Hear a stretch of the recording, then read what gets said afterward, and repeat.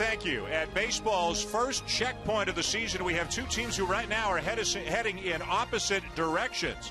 Bryce Harper and the first place Washington Nationals take on an Atlanta Braves team, which is in the midst of a 6-game losing streak, hoping to avoid getting swept here tonight.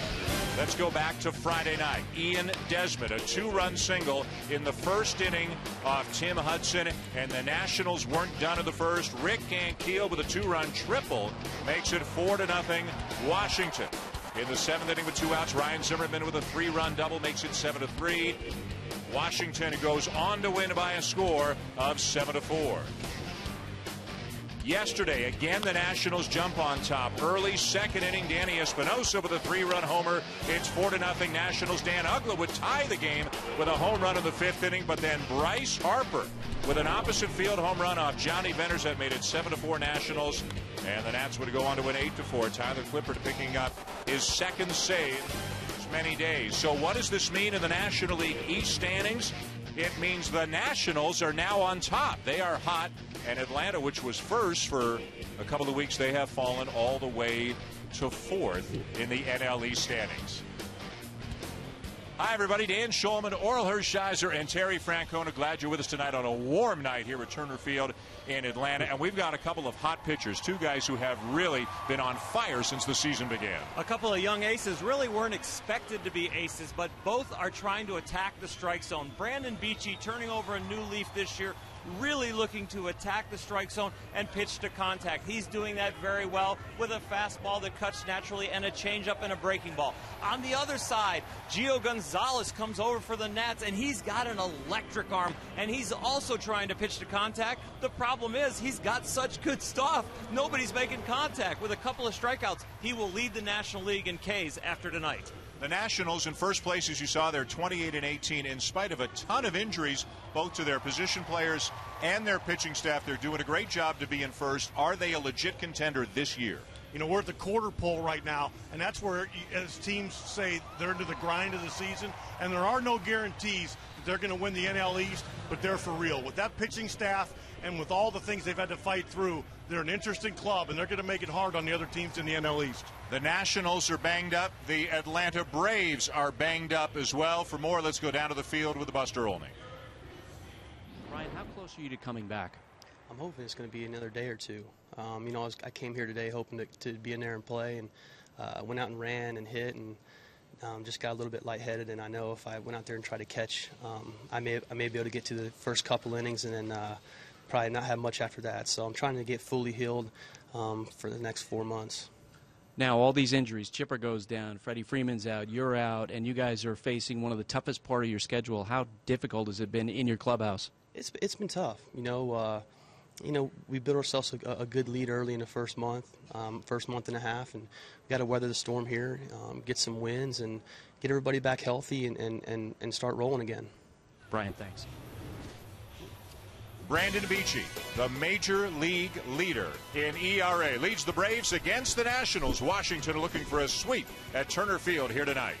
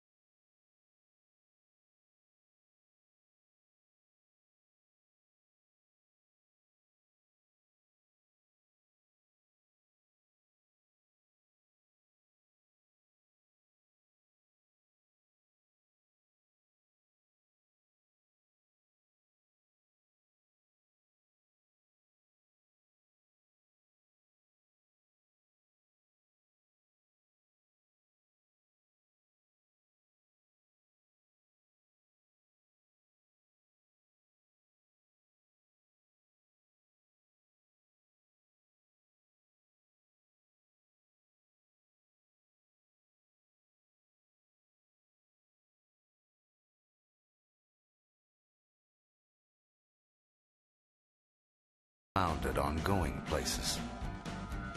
Once the critical railroad nexus of the South, now home to the busiest airport in the world. Its best-kept secret circles the globe, and nations raced here for the gold. This city always goes the distance, but its longest trip, its most defining, most lasting, just made it by a few feet.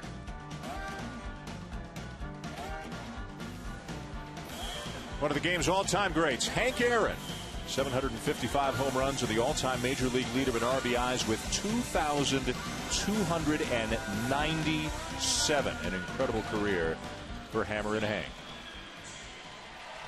Welcome to Atlanta. Maybe 20, 25 years from now, people will be talking about Bryce Harper and some of the huge accomplishments that he puts up. He's certainly off to a good start as a 19-year-old playing for 69-year-old manager Davey Johnson. And the Washington lineup is presented by Taco Bell. This is a team that's been scoring about a run per game more in May than they did in April. Bryce Harper has been hot, playing every day and hitting .340 over his last 13 games. And another hot hitter for them is their shortstop, Ian Desmond, moved out of the leadoff spot into a more of a run-producing spot in the lineup, and he has done the job.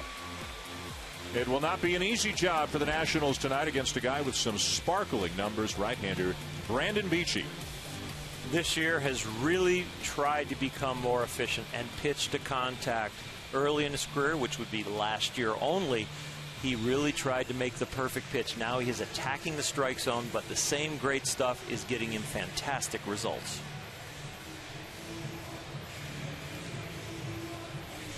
A warm night here in Atlanta with the Nationals having won the first two games of this series. They're the leaders in the NL East. The Braves are suddenly reeling. They lost a 4-game series at Cincinnati. They've lost the first 2 here.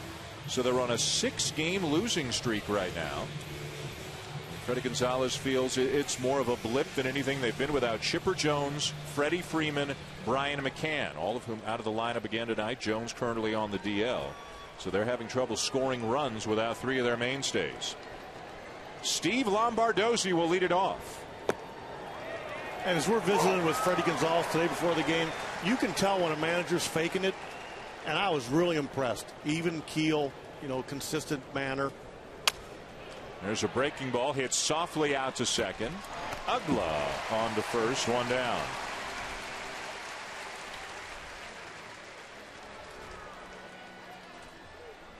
So a quick out for Beachy here in the first, and now he'll face Bryce Harper. Scattered boos.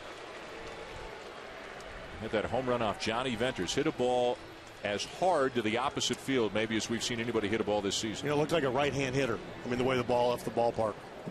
This kid's swing isn't the finished product, but there's so much to love about him that when he does put it together, his numbers, again, he's already sparking the team, and he's 19 and he's an unfinished product. Davey Johnson was talking before the game how he can see opposing managers or catchers going to the mound. They're starting to have meetings about Harper. Do they pitch to him or pitch around him? With a guy like Ryan Zimmerman, a pretty good player on deck. Little outside, 2-1. And there are still times in his swing where his lower half doesn't match up with his upper half. And he'll maybe pull up and off a ball, but boy, when he stays on it, it comes off his bat in a hurry.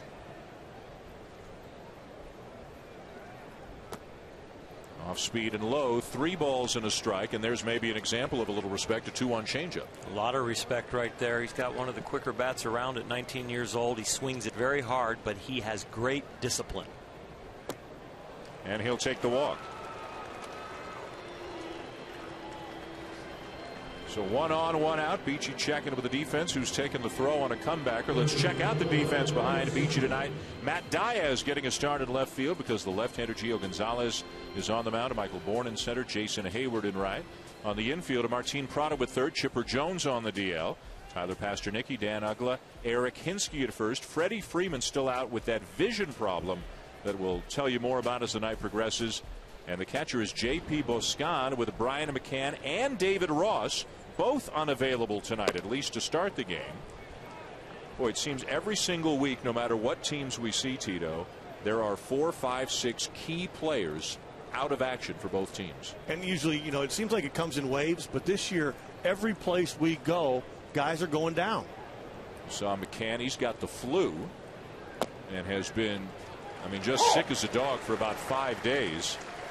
Actually had to catch 7 innings on Friday when David Ross tweaked his groin on a check swing. Otherwise, it would have been Diaz, an outfielder, going behind the plate. And Freddie Gonzalez openly talked about he contemplated doing that, and what an awful feeling for a manager.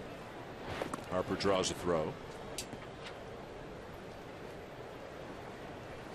Harper has started at 5 different spots in the batting order and has played multiple times in all 3 outfield spots. He's batting second, playing right tonight.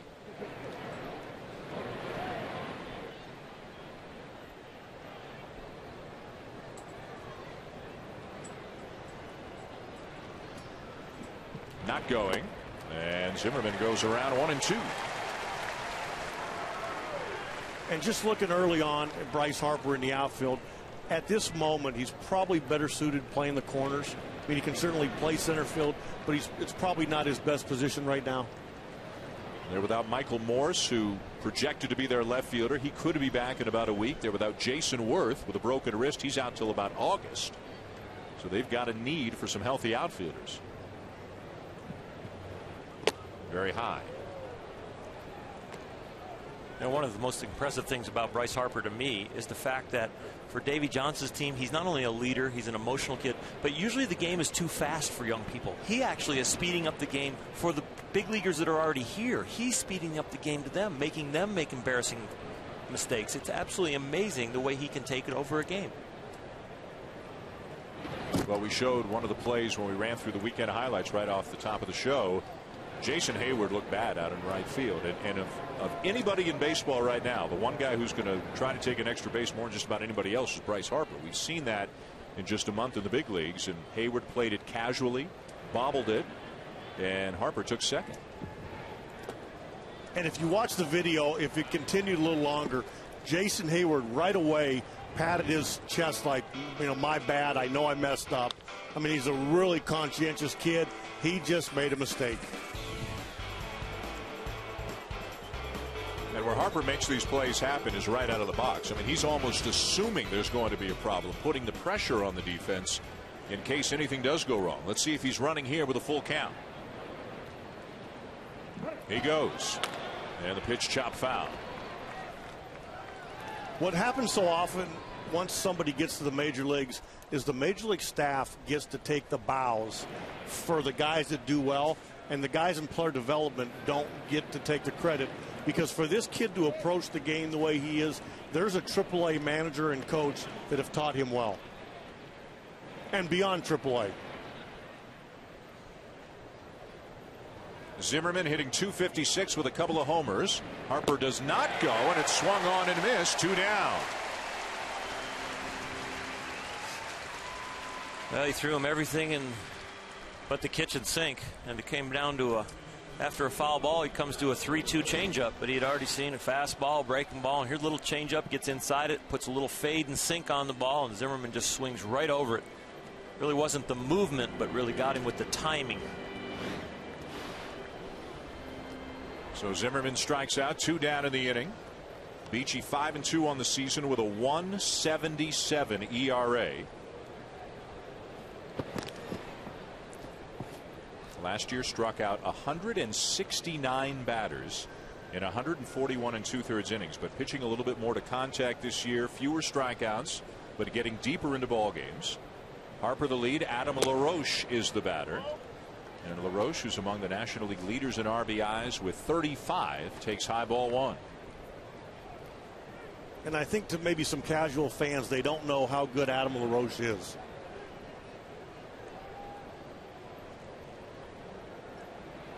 Well, quietly goes about his business as Harper heads back into first after that pitch was in the dirt. He plays some of the better first base in either league. He drives in runs. He can hit left-handers just as good as he hits right-handers. Good presence in the clubhouse. Likeable kid. There's a lot to like about him. Came up in the Atlanta organization and made his debut with the Braves in 2004. Drove in 90 runs for them in 06. Came back to Atlanta in 09 after he was with you in Boston for a little bit. Second year now with the Nationals. All of about 10 or 11 days. If he keeps this up, he's going to find his way onto the All-Star team this year, and more people are going to find out about him. A couple of different stints with the Atlanta Braves, including the first 3 years of his career. No score, top of the first, 2 down and a man at first. And a swing of the ball laced into right field. That's a base hit. Harper's on his way to third as Hayward cuts it off near the line. Harper will be held. LaRoche diving now into second. And it's second and third, 2 down for the Nationals. And Jason Hayward learned his lesson. He got that ball in a hurry, and he got it in towards home because he knew if he threw to second, Bryce Harper was going to take the turn and score. You know, the base running here, Terry, you are so right, because this ball can go to second to keep the batter runner at first, or it has to go home if the man on first hustles his way into third and drives the throw that way. So Hayward knew that ball had to go towards home. And LaRoche thought it was going to be a single. LaRoche thought the throw was going to second. So there's an example. You'll never see it in the box score, but Harper's hustle got LaRoche to second base by forcing Hayward to throw in a direct line with home plate. But LaRoche also kept his head up and kept his momentum going to second so he could just glide on in. That's good base running all the way around. Here's Ian Desmond, the shortstop, hitting .275, 8 home runs. And a strike. And there's nothing wrong with the play Jason Hayward made either, because if he throws that ball to second, Bryce Harper's going to score. Desmond's already matched the number of home runs he hit last year. In addition to the 8 homers, he's got 14 doubles already, giving them some good offensive production from the shortstop position.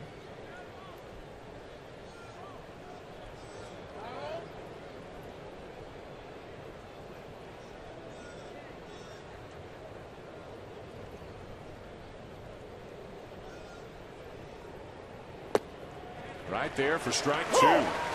You know, when he first made his appearance in the big leagues, I think everybody thought he might be a leadoff hitter. But he's so aggressive. I think he has 6 walks this year.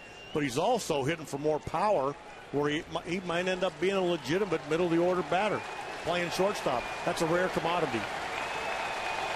As mentioned, has already matched his home run total from a year ago. Beachy trying to get out of a jam with 2 down in the first. Up and away. Crowd wanted it badly, but in reality not that close, and Freddie Gonzalez knows that. Now, Brandon Beachy's got 21 pitches this inning. He's not really worried about his pitch count. He wants to get out. He'll kick himself later for the walk to Harper that set this inning up.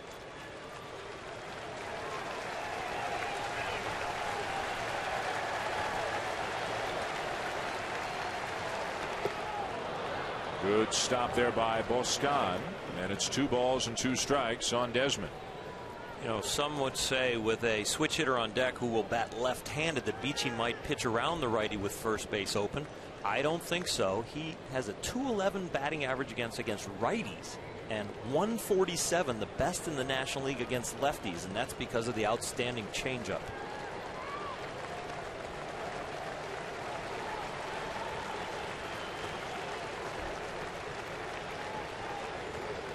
Got it. Big strikeout for Beachy, and the Nationals leave a couple of men on in the top of the first.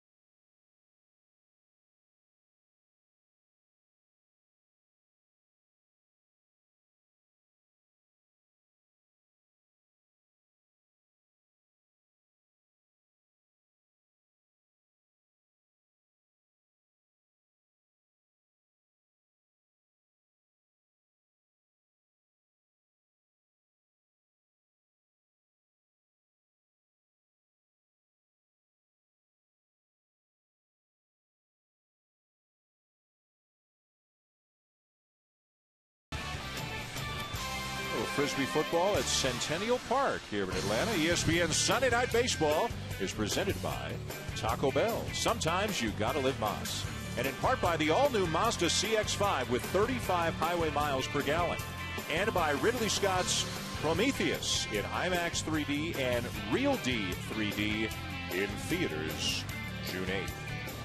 Dan Schulman, Oral Hershiser, Terry Francona, and Buster Olney here in Atlanta as we go to the bottom of the first in a scoreless game, and a check of the Atlanta Braves starting lineup presented by Taco Bell. Michael Bourne in his first full season with Atlanta came over last year from Houston, and what an igniter he has been at the top of the lineup. A guy they need to swing the bat well with the likes of McCann and Freeman and Chipper Jones out of the lineup. Dan Uggla, he did homer yesterday, but as you can see has been in a rut over the last 10 games. Left-hander Gio Gonzalez on the mound for Washington. And Gonzalez has one of the electric arms that you will see anywhere in baseball. 69 strikeouts and 54 2/3. And look at that opponent's batting average. He's a guy who could make a former left-handed hitter be glad he's up here in the booth. You're twitching and sweating just watching him, huh? When he throws this breaking ball, I have trouble sitting on my seat. Well, what is it about him that makes him so tough? Well, his arm is so alive, and what it means he spins the ball so well no matter what pitch grip he puts in his hand. Fastball, curveball, changeup. And there's the curveball. And that is his signature pitch that people know about. Great year for Michael Bourne, hitting over 300, stealing bases. Breaking ball down and away. But he's really struggling against left-handers. Yeah. And this is a lefty that's as tough on lefties as there is in the game.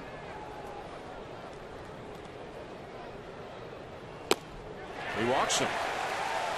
And if there is a weakness for Gio Gonzalez, it's too many walks. Much better than his time with Oakland his last couple of years, but he walks the leadoff guy and one of the fastest guys in baseball to boot. Now this is exactly what Atlanta wanted. Michael Bourne's on base. They have to pay attention to him because he has the green light all the time. He's a smart base runner. He's a fast base runner. This bodes well for Atlanta. They can do whatever they want to do here. They can bunt, they can hit and run, they can straight steal. The lead by Bourne. He's going right away. Pasternicki takes high ball one. Throw down, not in time.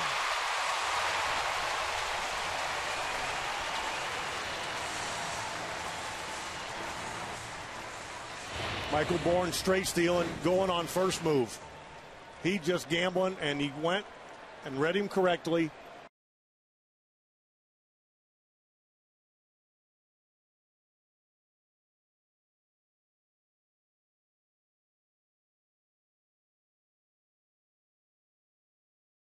More bases than anybody else in a baseball over the last 6 years.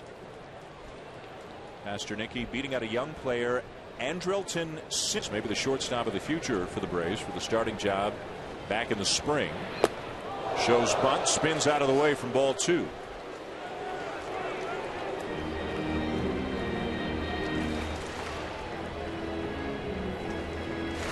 You can see Atlanta the way they're playing it. They've been losing this past week. They want to score first. They want to get on the scoreboard first. They'll play for one run. Nationals have taken some big early leads in each of the first 2 games of the series. Sneaking in on the corners, does not show bunt, and swings through it. 2-1. Now they gave him his chance to swing away, and he'll probably go back to bunting here. Not the easiest guy in the world to bunt. Tough to pick up, and the ball's going to be lively when it comes to hitting area. Gets it down, and this will get the job done. And the sacrifice moves Bourne to third with a 1 out.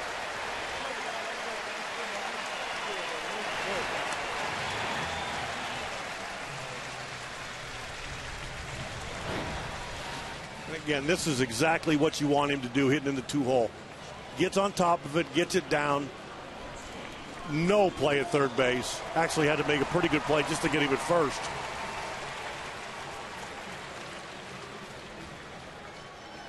And Bourne is at third with a 1 out. Now for a hot hitter for the Atlanta Braves, Martin Prado. hitting .333 on the season. You almost wondered if Washington would play the infield in out of respect for Beachy and the kind of pitching matchup you're expecting tonight. I couldn't wait to see where they play. And their thinking is obviously playing back is we'll give you one. We don't want to play for a big inning early. With runners in scoring position, Gio Gonzalez hitters are 6 for 45 with 20 strikeouts, so he can strand that runner by himself. Well, and I think some of this is respect to Martin Prado. He's hitting over 400 against left-handers. Healthy this year after the staph infection cost him about 5 weeks last year.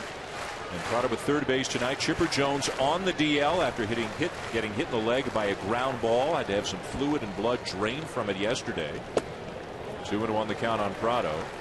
So Freddie Gonzalez, he can play Prado at left or at third. Wants to leave him at one position for the entire 2 weeks while Chipper Jones is on the DL. Not sure if he'll be able to do that, but he's at third base tonight.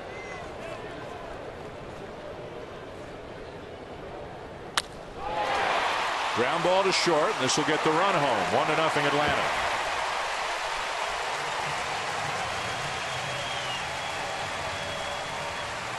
And if the infield's in, that's a run in and a base hit.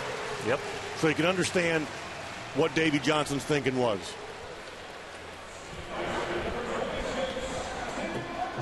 RBI number 22 on the season for Prado, and the Braves take the lead here in the bottom of the first. 2 down, nobody on now for Dan Uggla.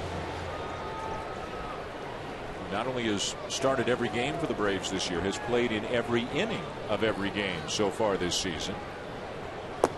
Takes the curveball down and in, ball one. And a lot like Mike Napoli, Dan Uggla's not looking to serve this ball over second base. Those biceps suggest otherwise. He will swing and miss about as much as any player in baseball. Fouled that one off, but he will swing through pitches about as much as any player in baseball. But when he gets them, they go. And he can get in some hot streaks that are as good as anybody in baseball.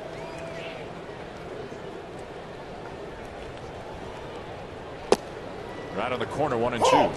Yeah, he's swinging 175 at bats, 55 strikeouts. So he's letting it go. Even don't you guys think in that uniform looks like a young Terry Francona? Was there like a different Terry Francona, or you mean this Terry Francona? You didn't have those top 2 buttons open on your jersey when you all were the way up like a turtleneck. Yeah.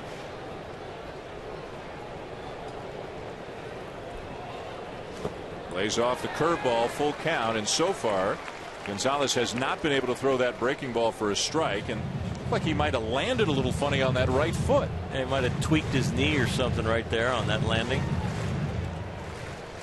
What a pickup he has been. 4 young prospects going to the Oakland A's in exchange for Gonzalez.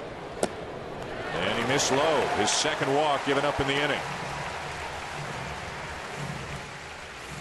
He can get on streaks where he loses command. He'll walk almost a batter every other inning. And right now 2 in this inning.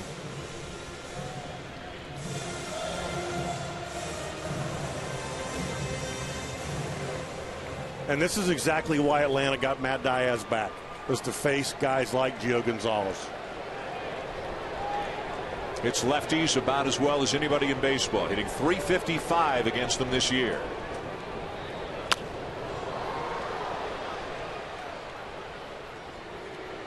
You talked about it before with Freddie Gonzalez. You look at what is normally their bench. Diaz is normally a bench player for them. Jack Wilson, a veteran at shortstop. David Ross, one of the best, maybe probably the best backup catcher that there is in baseball. Eric Hinsky, veteran guys and quality people as well. And they've done a terrific job, and it's not by luck. They understand the significance and the role these guys play. I mean, looking at Eric Hinsky on deck, he's here to face right-handers and pinch hit, and now because of the injuries, he's got to face Gio Gonzalez.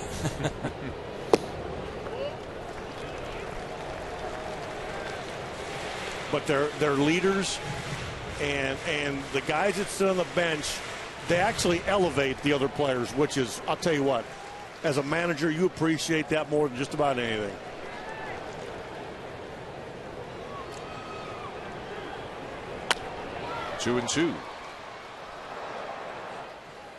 Well, guys who take the playing time when they get it, but aren't banging down the door of the manager's office screaming for playing time when they don't get it, understanding their roles. And sure, everybody wants to play.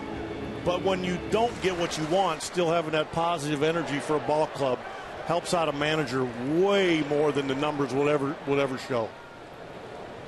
Gonzalez having to work hard, about to throw his 25th pitch of the inning.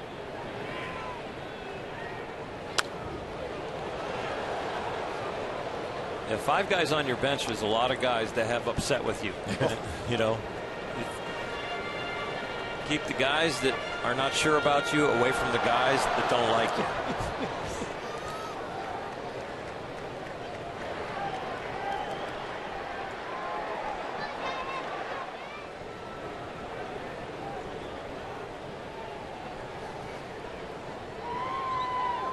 Again, the 2-2. And another foul back by Diaz, having a good at bat against one of the toughest pitchers to make contact against in all of baseball. 26 pitches this first inning for Gonzalez. They're grinding it out right now. He's built this inning himself, though, with sporadic control. And certainly the object is to score, but also just about as important is driving his pitch count up, because that's the way you beat a good pitcher, to get him out of there. Full count. And you can see some frustration on the face of Gonzalez, too, with the way things are going so far. Well, that's the pitch that's hurt him right there. The ball that he's trying to throw the arm side away to righties, and he's missing low and away mostly. Because the other pitch, he's got to throw the fastball in and then that nice breaking ball that comes into righties. So if they start to realize that he can only throw strikes on the inner half of the plate. LaRoche off the bag at first, playing behind the runner Ugla, who will be moving with the pitch. This is interesting, playing behind him, because he's going to get a big jump. Driven to right field and deep, and Harper makes the catch on the warning track to end the inning. The Braves get a run without the benefit of a hit and lead 1-0.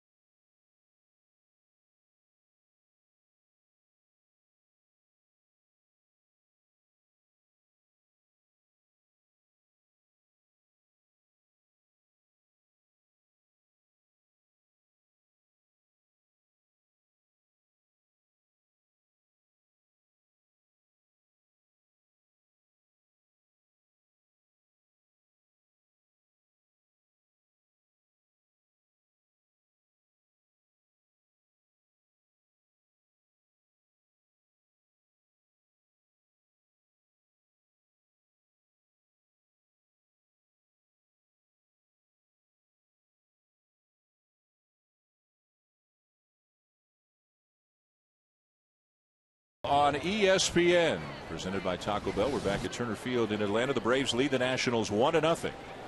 Atlanta trying to snap a 6-game losing streak. Danny Espinosa, first pitch swinging off Brandon Beachy. Little fly ball to shallow left center. Easy play from Michael Bourne. 1 down. So who is Brandon Beachy? What do you need to know about him? Well, he was undrafted. How could that be? because he played mostly third base in high school. Then he went to Indiana Wesleyan University, and again, just closed a little bit, was mostly a position player. A scout named Gene Kearns went up to him and said, "Can I talk to you? Have you been drafted?" He liked what he saw out of Beachy's arm. 2 years later, Beachy went from an undrafted collegiate position player to a major league pitcher. And 2 years after that, 4 years ago from that day, in total, he is leading the major leagues in ERA. To put it into context, every year there are 50 rounds in the Major League Baseball draft. So about 1,500 players are drafted every single year. Brandon Beachy was not one of them back in 2008. And with all the sabermetrics and everything that's coming to the game, which is good, that's one reason right there where scouts won't go away. I mean, that scout saw something in that young man, and he's one of the better pitchers in the National League right now. Strike three called, two down, excuse me, and the third strike of the night already for Beachy. Coming out of that baseball powerhouse, Indiana Wesleyan. Well, Beachy said when the scouts said to him, "Have you been drafted?" that Beachy basically laughed. He said he didn't think of himself as a professional player. He only pitched a little bit because he had a good arm, but he was a third baseman, occasional first baseman. And there it is. I think 783 of the 1,504 players drafted in 2008 were pitchers. Beachy not among them. And Atlanta's had so many big prospects, pitchers in recent years, names that have been tossed all over the place, and Beachy has moved past all of them to become a terrific young pitcher and a guy who's really saving this staff, because Hudson was hurt early. Jurgens, whether it's not healthy or what the situation is, down in the minors and struggling down in the minors. Delgado struggling, Minor struggling, Tehran down in the minors. Beachy's been a lifesaver for them so far. And Frank Wren there, the general manager of the Braves, really glad that he's on the club. And Beachy has been so consistent, and to the point where hitters are getting to the point where they have to start the bat. He's thrown so many strikes. His last outing, he gave up 3 home runs. It was a rough one, but he's been around the plate so much that batters are starting to swing the bat a little bit more, and he'll probably have to make a slight adjustment, but he has been burying people.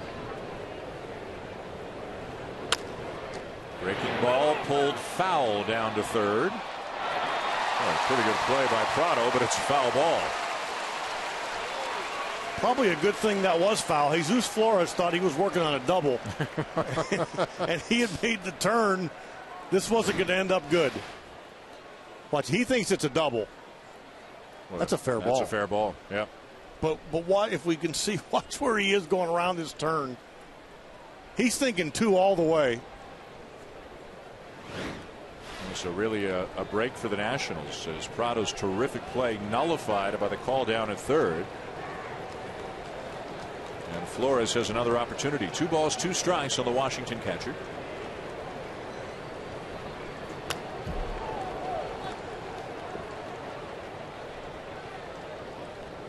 Wilson Ramos is out for the year with a knee injury, so the Nationals, like the Braves, having to dig a little bit deeper to find some healthy people to put on the field. Flores getting a lot of time behind the plate for Davey Johnson.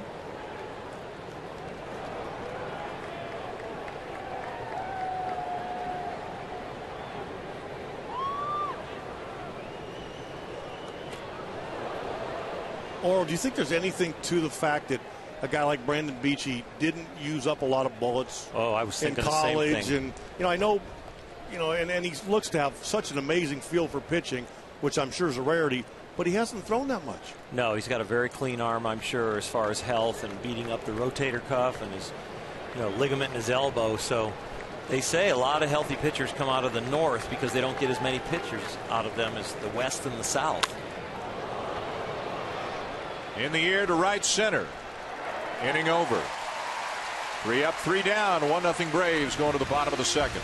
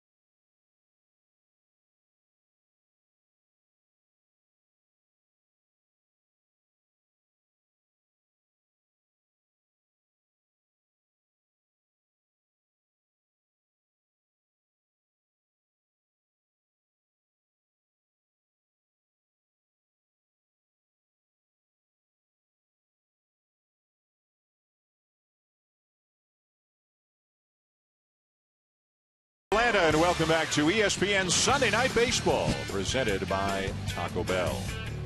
To the bottom of the second on a beautiful night, 1-0 Braves. Eric Hinsky steps in and looks at a strike from Gio Gonzalez.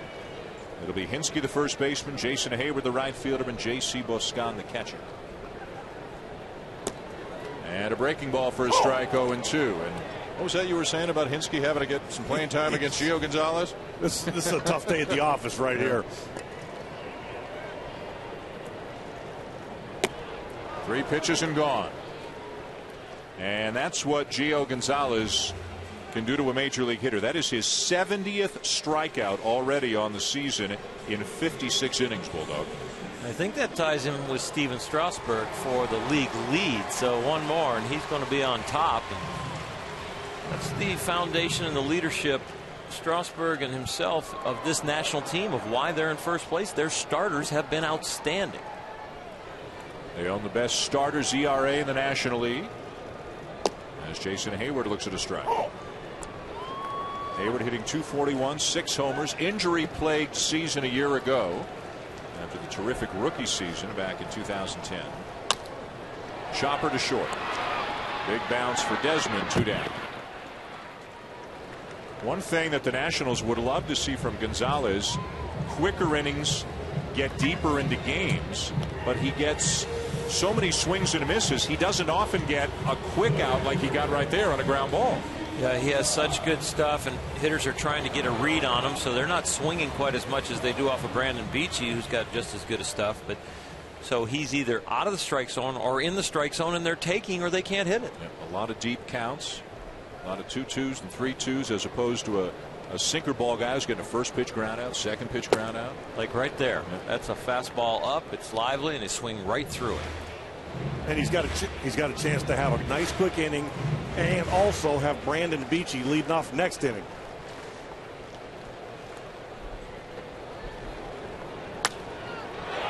Just foul. And you make a good point, Terry, about not letting the lineup turn over, because one of the ways to have a nice solid outing in the National League is just negotiating the lineup as a starting pitcher, making that starting pitcher lead off the next inning instead of getting that at bat out of the way this inning.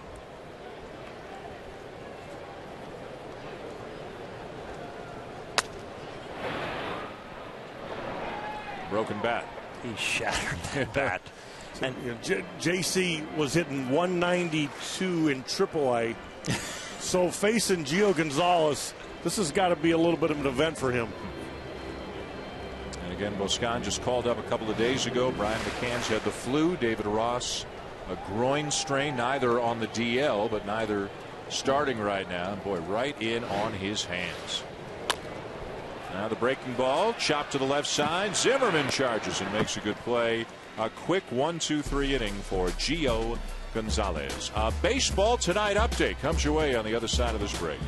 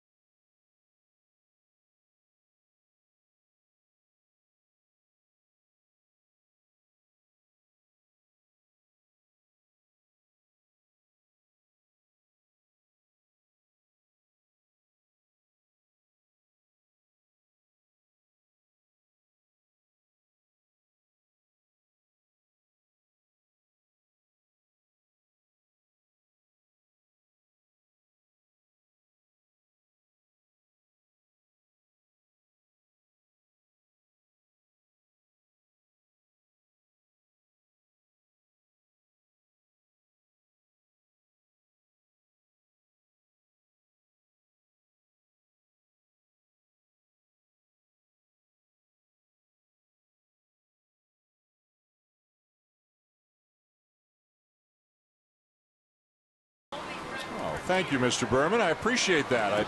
From a multiple-time winner, Mr. Berman. I think I've been told that Chris Berman won that award so many times they actually had to cap it and say, you know what, you can only win it a certain number of times. Really? Yeah. No, I'm dead serious. Wow. Otherwise, he'd still be winning it. Well, there's no doubt that he's in the perfect job. I mean, he loves doing what he's doing, and he's loved it for a long time. Mm-hmm. And he just and makes people love him. Good people. Exactly. Yep. You're not kidding. You turn on the TV and you feel like you got a buddy. That's true. 1-2 the count on Gio Gonzalez, a rarity, a left-handed thrower and a right-handed batter. You don't see that very often. And he's got the big guard on that golden arm, the left side there, that faces the pitcher. Smart kid. Yeah. And a swing and a miss to get him. One down. Well, Memorial Day tomorrow. This is one of those, as you mentioned off the top of the show, Cheetah, one of those kind of dates where you start evaluating teams, marking where they are. Some teams have made big early season statements. The Dodgers with the best record in all of baseball. The Orioles continue to lead the American League East. The Indians, until they ran into the White Sox this weekend, were going great. And how about Washington with all the injuries? With Storen and Lidge and Morse and Worth and Zimmerman was on the DL. And here they are leading the National League East. You know, the White Sox are another team, as we just mentioned. I mean, they're coming on like gangbusters right now. They've won 5 in a row. They're scoring a ton of runs, and they're right there. Yeah, Paul Konerko took the fountain of youth. Yeah, hitting .399. AJ Przinsky. And how about the New York Mets? I mean, quietly playing some great baseball. They're 6 games over 500 right now. Is R.A. Dickey like 7-1 now? 7-1, yeah. With his knuckleball. And all these things we're talking about, I think, are great for the game. Oh, fantastic. It may upset some of the towns, you know, some of the big marketplaces, but it's good for baseball. But we've been sitting around today talking about how exciting it's going to be the rest of the season, because you got the haves kind of not in there now, and you got the nots kind of leading everything. At the trading deadline, is it all going to come together? At the trading deadline, you may have a lot of teams wanting to be buyers. Who's the biggest surprise? Would you guys say the Dodgers having the best record of baseball, or is it the Orioles doing what they're doing? Yeah. But, you know, the Dodgers shouldn't have been, because the way they played at the end of last year. Mm-hmm. But the way the Orioles, you know, everybody talked about Toronto, Tampa, you know, Boston, New York. Nobody mentioned Baltimore. Yep. And they have come out through the quarter mark. And I'll tell you what, they are really playing good baseball. Well, you managed against Buck Showalter a lot. Tell us what he brings to the team. Well, he pays attention to detail. And that was the one thing you could tell right away. Even last year when their talent wasn't up to everybody else, they played the game right. Now their pitching's coming. They hit the long ball. They're tough to deal with. Bullpen's been great. Jason Hamill leading the rotation. They went through a tough stretch against other teams in the American League East. Came out of that okay. I'll tell you what, you know, he turned around the Yankees, didn't get credit for them when they won the World Championship. He turned around Arizona, built that organization. They finally won it after he left. He didn't really get credit for that. Maybe he can stay on with Baltimore long enough. Maybe they win it. And very good news for Orioles fans. Adam Jones has signed a lucrative 6-year extension. What a season that he's having. You guys mentioned Paul Konerko hitting .399, a homer today for the White Sox in their win over the Indians. And don't look now, but Albert Pujols has 6 home runs in the last 12 games. The Angels have won 5 in a row. They beat Seattle again today. They're just a game under 500. 2-2 to Lombardozzi. And it never fails with the really good players. As cold as they get just that hot. Yep. It's hard to explain, but and Albert will be another example of that. I played a long time for the Los Angeles Dodgers, 10 years, a little over 10 years. And when I went to the Cleveland Indians, it was really odd to put that uniform on and just look down at my chest, try and figure out who the traveling secretary was. Where do I park my car? How do I get into the ballpark?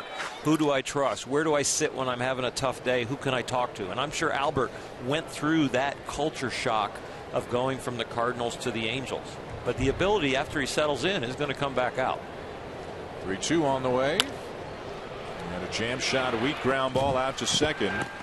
2 down. Oral, you referred to them as the haves. Some of the teams coming out of the spring. Big payrolls, big expectations, and teams that have struggled, but are they coming on right now? The Yankees without Mariano Rivera and others, they are playing better baseball of late. Won again today. The Red Sox, all those outfielders on the DL, they're a game under 500. The Angels, as mentioned, awful early. They've won 5 in a row. The Tigers won again today. They've won 3 in a row. The Phillies had won 4 in a row until today.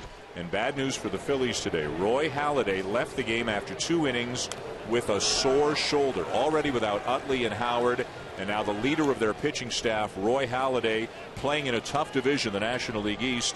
The Phillies sitting in the basement of that division, only 4 games back, now 4.5 games back of first place, but seemingly with a lot of obstacles to overcome. And when you see Roy Halladay come out of a game, I think that's what probably has the Phillies worried more than anything, is because you about have to drag him out of a game. So for him to come out, he must be hurting a little bit. Bryce Harper, the batter, and takes a strike at the knees.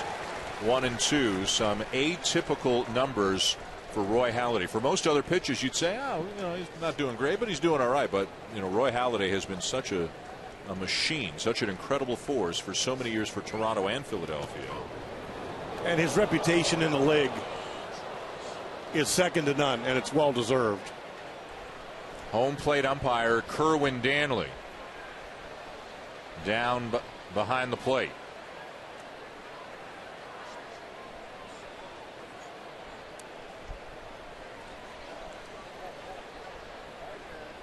I can say from experience that does not feel real good at all.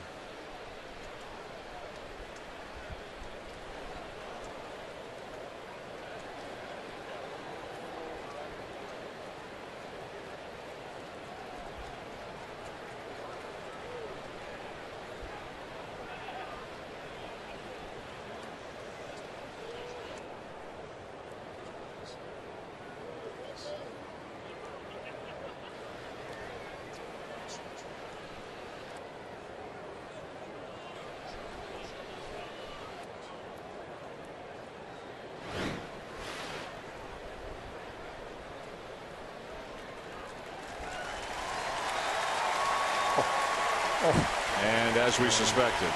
And when those types of things happen on a baseball field, it doesn't elicit a lot of sympathy, as it probably should. No. Especially after you stand back up.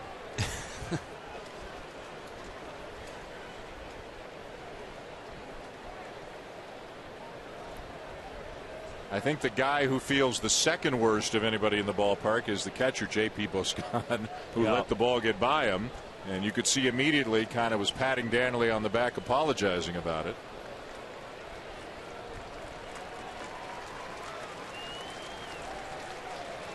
These are the worst ones that come from the dirt up because it gets by all equipment that you have on.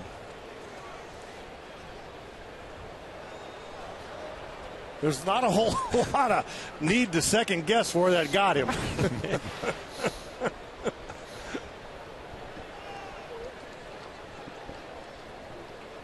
And that's easy for that trainer down there to say, walk it off. And he's all right.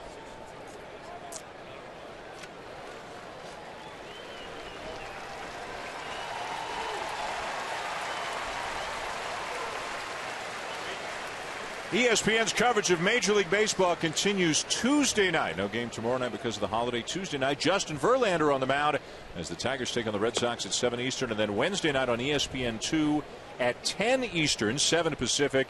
It'll be the Yankees and the Angels. Both games available on ESPN3 and also live on the WatchESPN.com and the Watch ESPN app. Back to the ball game with 2 outs, nobody on, and a 2-2 count on Bryce Harper. And he'll loop one into left center for a base hit. And look at Bourne hustling the ball back in. And that's all reputation already. They know through their scouting reports and watching him play, they better get the ball back in. And it's a swing where, again, he stays on the ball and he fights it off. But because he stayed on it, kept his hands in, and he's strong. Look at his head placement. I mean, again, that ball's not scalded, but he stays on it, and instead of having a roll-over grounder, it's a single and a possible double.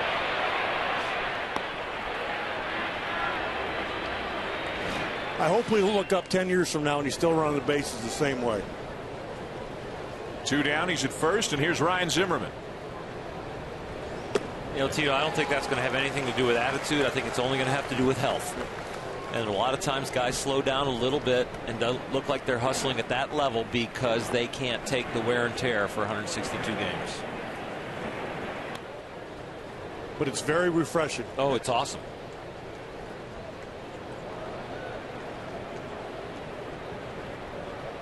Are there guys you can think of who played the game? You know, Rusty Greer was always hurt. He played the game hard, ran into walls, and his career wound up getting short. Are there guys? Remember a guy named Tracy Jones? Sure. With Cincinnati? Yeah. I played with Steve Sachs. He played that hard early on. And you see that in Brett Laurie with Toronto. Yeah, for sure.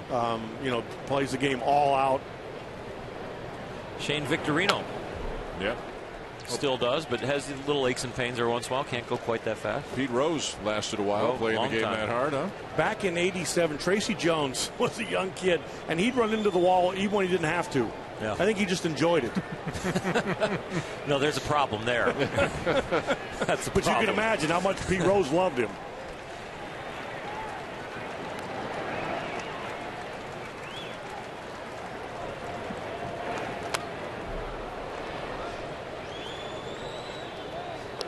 Can it be contagious when you see a guy playing the game that hard amongst the other guys on the team? I think when you get a young kid in the clubhouse and he plays the game right and the veterans trust him because he's accountable, you mix that enthusiasm with the veteran and it's great.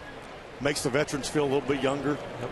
High tide raises all ships. Tell you what, he raises the bar and they come up a little bit at least.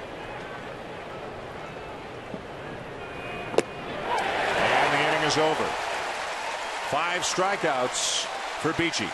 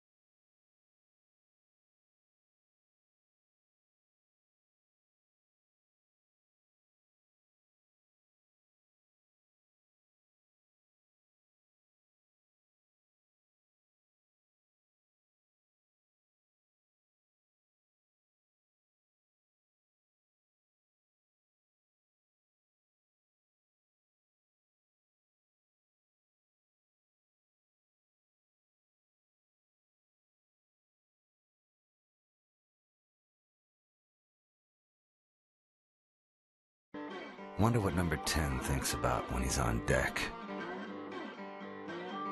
Maybe he reminisces about the World Series he won, or about all the fun he's had along the way. Or maybe he cringes at all the pain he's endured. He could just visualize another home run soaring into the muggy Atlanta night. And maybe his Cooperstown plaque. 40-year-old Chipper Jones, who has announced his retirement effective the end of the season, on the DL right now. Placed there a couple of days ago.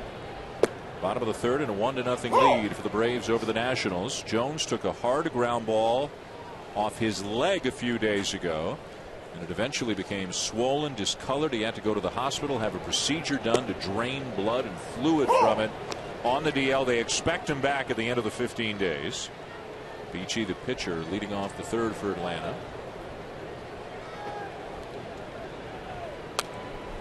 Chipper Jones, one of the best third basemen who has ever played the game, one of the best switch hitters who has ever played the game. Former MVP and a batting champion. And you would have to think a first ballot Hall of Famer. I would hope so. You know, we talk about Bryce Harper. Chipper Jones, a very young, successful hitter. Not quite at 19 years old, but Chipper's swing was a little more refined. Bryce, I think he swings the bat harder. But Chipper was always very pretty in the way he swung the bat. Among switch hitters, the second highest batting average of all time. Only Frankie Frisch ahead of him in terms of home runs. Third, only Mickey Mantle and Eddie Murray, both Hall of Famers, ahead of him, and an RBI second to only Eddie Murray. Chipper Jones needs just 12 more RBIs to have the most ever RBIs among players whose primary position was third base. He has 1,585 RBIs. George Brett, 1,596. Mike Schmidt, 1,595. Great company. Here's the ball ripped to deep right center off the bat of Bourne. The speedster is on his way to third and in there with a triple. And that was a triple out of the box. And the throw to third, actually, that had disaster written all over it. Ryan Zimmerman went after that, and if he doesn't field that cleanly, Michael Bourne's going to have a chance to score. I mean, look at it, he's flying. I mean, he's going to come out there, he's thinking triple right now. Let me get rid of this helmet. And now watch this throw. That ball, if that ball hits the heel of Zimmerman's glove, Michael Bourne scores. So Bourne at third with one out in the bottom of the third. The Nationals bring the infield in. Pasternicki is the batter. And a sacrifice back in the first inning. Trying to get a ball elevated to the outfield here to produce a run. And it looked like Michael Bourne was going on contact there.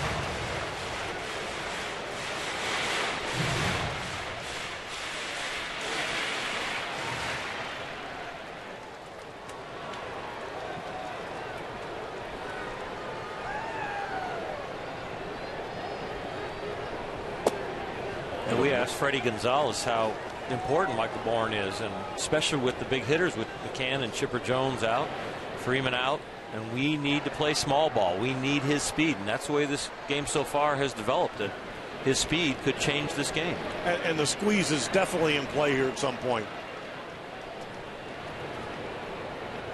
Here he comes. It's on, and it'll work.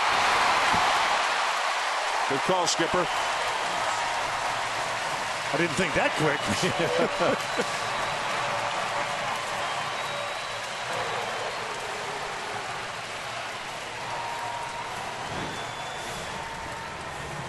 And again, with the speed and the infield in and a guy that can bunt. And it's a lot easier off a left-hander because he's not looking. Exactly. And there's no way to really defend that. I mean, if you pitch out and you don't pick the right pitch, you've just put yourself in a hole. That's just good execution. Second time tonight that Pasternicki has gotten a bunt down. This one produces a run. And it brings up Prado. And Tyler Pasternicki's 0 for 0. He's got 2 sack bunts, and don't think those guys over there don't appreciate that right now. Bourne still breathing a little heavy after that triple. Ball and a strike now on Prado, who produced a run with a ground ball in the first. So the Braves have done a nice job executing. And when you're scuffling and some of your big bats are out of the lineup with injury or illness, it's the way you got to do it. And there's a lot of baseball left to be played tonight.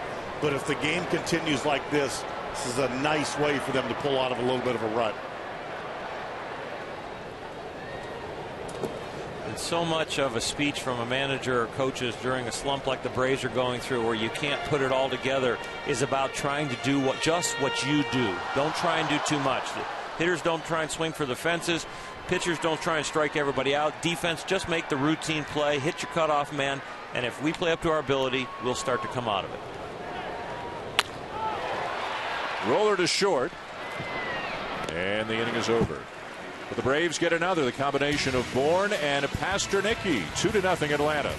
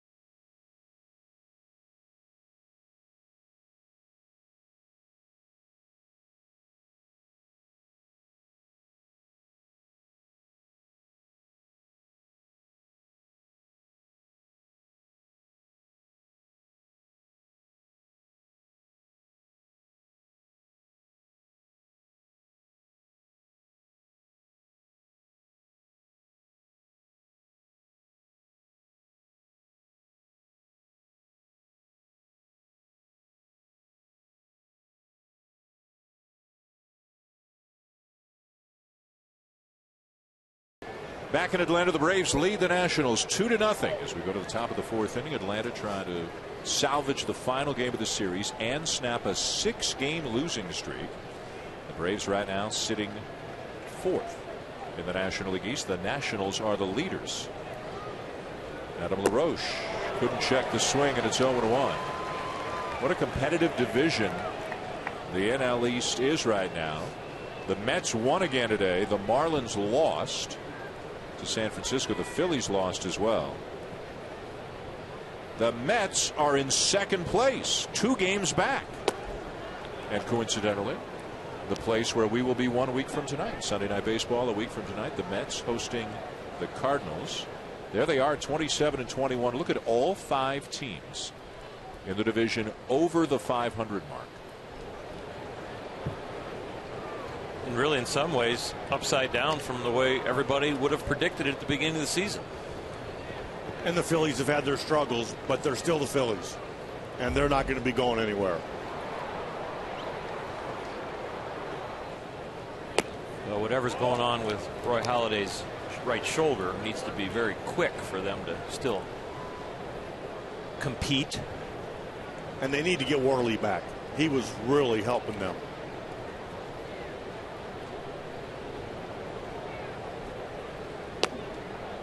And there's ball 4 to LaRoche.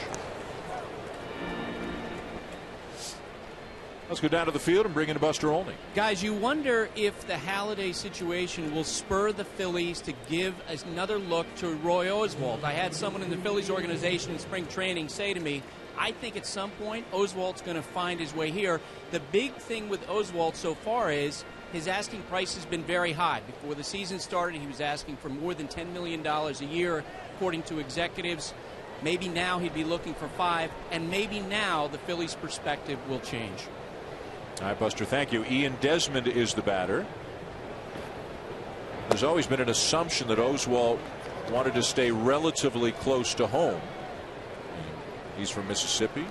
Maybe Atlanta a suitor. The Texas Rangers are a team that has reportedly had an interest in him, and Neftali Feliz is out right now. You wonder if the St. Louis Cardinals would have an interest in him. I think the Dodgers might have an interest. behind the back, and the ball is dropped by Ugla out at second base, and everybody is safe. I think everybody was surprised, even Ugla. I think Pasternicky surprised Ugla. I think Dan Ugla thought this ball was going to first base. Got complicated because Beachy got a piece of it. Maybe not. Looked like he was looking for it. Pasternicky was thinking second the whole time. Boy, that's a tough error on Pasternicky. They've given him the error on that play. You know, the ball was into the runner a little bit. But it looked like Dan Ugla was almost expecting it. Yeah, I agree with you. I thought at first he wasn't. The glove was up, and right. he stabbed for it and kind of hit it on the thumb. So first and second, nobody out. Espinosa the batter. Ugla didn't look like he was actually just trying to catch it. He was actually trying to catch it and exchange it. As you see, as he gets the leather on the ball, he's actually trying to bring the hands together to exchange it right there, and just never got it into the leather. He was set up on the left field side of the base, and the ball took him into the first base side, and he felt the runner coming. And like you said, he just never got it into his glove. Do you like the attempt, the thought process of Pasternicky on the play? Well, you know what? We want to get an out. You know, you have a 2-run lead, get an out. So I'm going to say no. He probably took a play that they execute 95. Well, probably throwing the ball to first base, they executed 99% of the time, and flipping it behind their back, they probably executed 85% of the time. As they meet on the mound, ESPN's Sunday Night Baseball, presented by Taco Bell, is brought to you by Chrysler, imported from Detroit, and by Corona Extra, who invites you to find your beach. We are here at Turner Field in Atlanta, Sunday Night Baseball. And a 2-0 lead for the Braves, but the Nationals threatening here in the fourth. 2 on with nobody out for Danny Espinosa, who hit a 3-run home run in yesterday's game. And once again, the catcher, J.C. Boscan, and a pitcher, Brandon Beachy, can't get on the same page. And again, Boscan only up in the big leagues for a couple of days this year, just recently called up because of the injuries and the illness to McCann. And that can't go under the radar. I mean, Brandon Beachy has never thrown to Boscan, and I mean, I'd rather see him slow the game down and go out and take a trip just to make sure they're on the same page, especially with runners on base. And they're sneaking in a little bit on the corners for the Braves. Up and away, 2 balls and a strike. Brian McCann's had the flu, has not started any of the last 5 games. David Ross, his backup, tweaked his groin a couple of days ago, checking his swing. Neither one on the DL, but they needed another catcher, so Boscan summoned from the minors. 2-2. Now Oral Beachy, as we've discussed, has gone from being a huge strikeout guy to maybe a more effective pitcher, but less of a strikeout guy. But in this kind of a situation, to kind of go back to your old ways a little bit and try to dial one up. Well, he's also this year getting more ground balls, so he'd love to get that 4-seamer down or change it down, get a little ground ball double play. Left-hander's only hitting 147 off him coming in today. Inside of a full count. He has been very effective against left-handers because he's very good at spotting the low fastball. He has a really good shot at throwing that fastball up and in on their hands, and then he's got that nice little change-up fader away.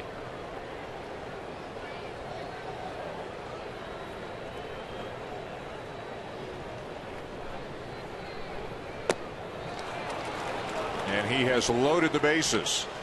He got squeezed on the pitch before that on a fastball in that he thought, and they came back after thinking they speed him up with the fastball in with a 3-2 changeup, but there was no biting as far as the fish were concerned. And Freddie Gonzalez before the game talked about how Brandon Beachy can limit the damage. And that was the biggest improvement he's made since last year, and we're going to find out right now. He mentioned actually this exact situation. He said he'll give up a sac fly but then get out of it by making good pitches. He'll concede maybe 1 run but avoid the crooked number. Rick Ankiel's got different ideas. And this is the kind of pitcher he was last year, kind of flirting around the edges, hoping the batter swings the bat. And he's missing low and he's missing outside. He needs to get the ball back in the strike zone to make the Nationals swing the bat.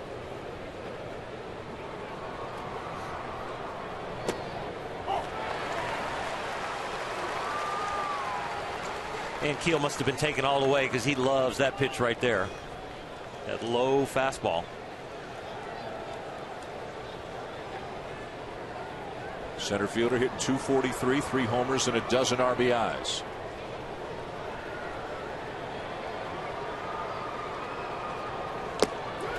Got a guy on the mound who grew up as a position player and a guy at the plate who grew up as a pitcher. Rick Keel, of course, a very good young pitcher until he lost his control, went back down to the minors, became an outfielder, worked his way back to the big leagues.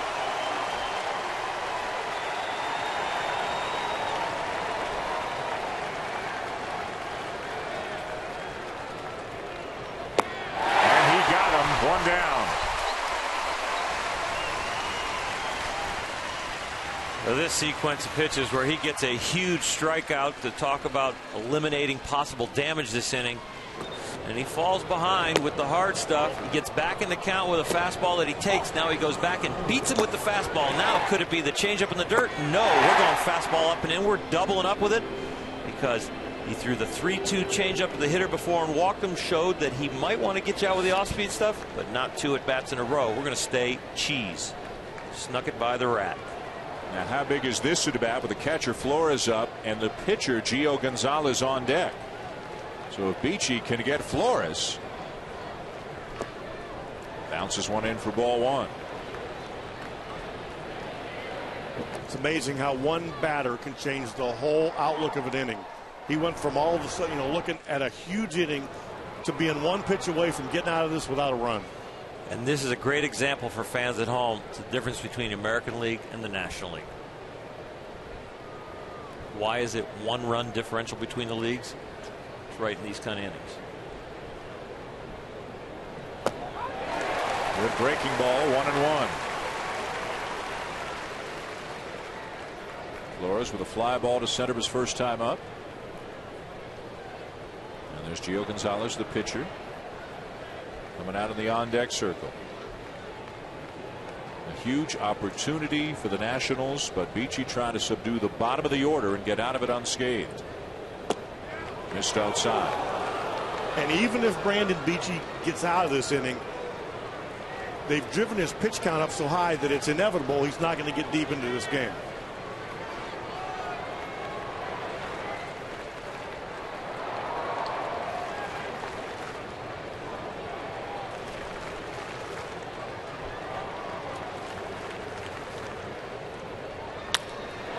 Into left field, a base hit.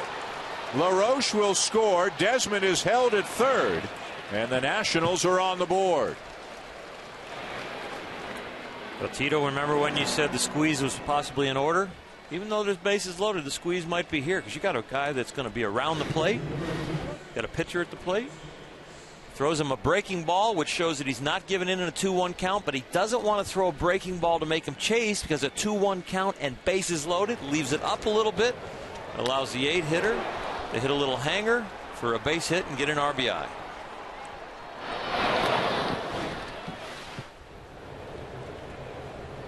And you're alluding to the possible bunt. Third base coach Bo Porter, he is talking Gio Gonzalez's ear off. Well, Brandon Beachy throws a lot of outstanding stuff, but it's just off the plate or in the strike zone. And if you got somebody that you would like to bunt off of, I wouldn't mind bunting off of Brandon Beachy. Now, Gio Gonzalez, I wouldn't have liked bunting off of him. You ever have that long of a conversation? You coach third. You ever have that long of a conversation with a hitter? That was a long one. Not a good one. And now, again, if they elect to do that, the force is on the plate, so it's going to have to be a good bunt. Mm-hmm. I think if you're the Nationals right now, you just hope he doesn't hit the double play. Right. Give your leadoff hitter a chance.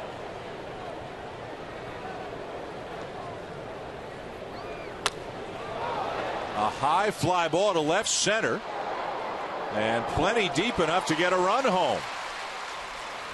Gonzalez with a sac fly to score Desmond and tie the game. It's the same little slider that he left up that he gave up the base hit on. You know, breaking ball to a pitcher, good selection, but this is a little slider and just kind of hangs there right in there. And Gio Gonzalez does a nice job just staying within himself, not over swinging, putting a good barrel of the bat on it and driving it for a sac. And the Nationals have tied it here in the 4th inning. Runners at first and second, 2 down. And the batter is Lombardozzi, 0 for 2 on a couple of ground balls to second. Getting started left field tonight.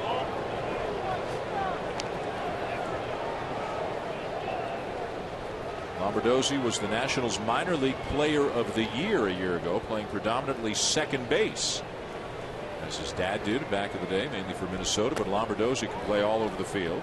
This Lombardozzi. Gio Gonzalez picking up his first big league RBI on that sac fly to tie the game.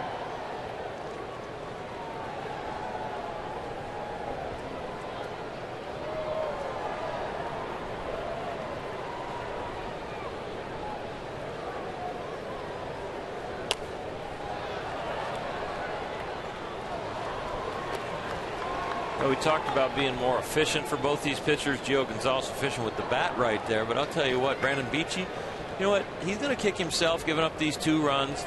But 2 runs with bases loaded, no out is not all that bad. And you're still going to go in the dugout possibly with the tie game starting over.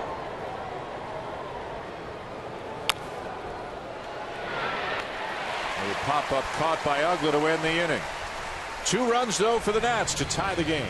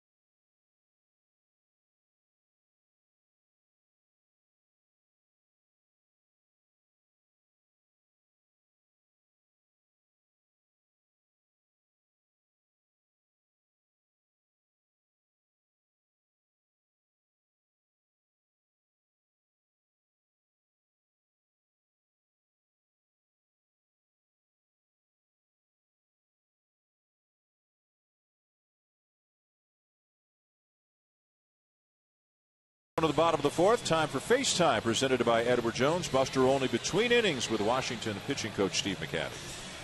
Steve McCatty, Gio Gonzalez picks up his first RBI of his career right there. When he went up the plate, be honest, what did you expect? Well, I thought he'd make contact. You know, he takes a lot of pride in his hitting. They love to hit. All the guys love to hit. So he's excited. He wants to get up there and swing the bat. Now, he's been one of the best pitchers in the National League. What have you learned about him this year that you didn't know before you got him? Well, he has a real good fastball. You know, we all heard about his curveball, but his fastball has a lot of life. And when he uses that and they start guessing on, you know, breaking ball counts and looking for that hook, and he runs that fastball in there, it's tough to catch up to. So that's been a real surprise. And also, you know, he has better command than we've heard. You know, he's walked a few guys tonight, but he throws the ball over the plate. Thanks, Steve. Thank you. All right, Buster, thank you. We go to the bottom of the 4th, tied at 2. Gonzalez coming into the game with a 1.98 ERA, 3rd best in the National League, and a 1.67 opponent's batting average, the best in baseball. Van Uggla grounds out for out number one. One of the interesting things about Gonzalez, Oral, that we have learned is that his dad, who did not play professional baseball, taught Gonzalez his curveball, and it's a really unusual grip that he uses for that curveball. Right? Yeah, it's almost a grip that looks like he's throwing a four-seamer or even a slightly cut fastball, but where somehow he manipulates the ball and makes it break from an unconventional grip. Here's Matt Diaz. Most pitchers hold the ball in a way that they try to get the four seams rotating to make it broke down, and that really looks like he's trying to throw a fastball with that grip. If he moved his fingers apart, that would be his fastball grip, and all he does is push them together. And with that grip, ooh, nice stop by Desmond, 2 down. So he's holding the ball in a way that it looks like he's about to throw a fastball as a left-hander like that, and most times a left-hander curveball would be more like that and rotate that way. Now if you just put a nice little cut right there, you could pitch with that ball. Oh yeah, I never had a cut there, but we're going to talk about the curveball grip right now. But it's a different grip. That's all right. Who knew that something would come back to haunt you 25 years later? But I never cut the ball. Oh, okay.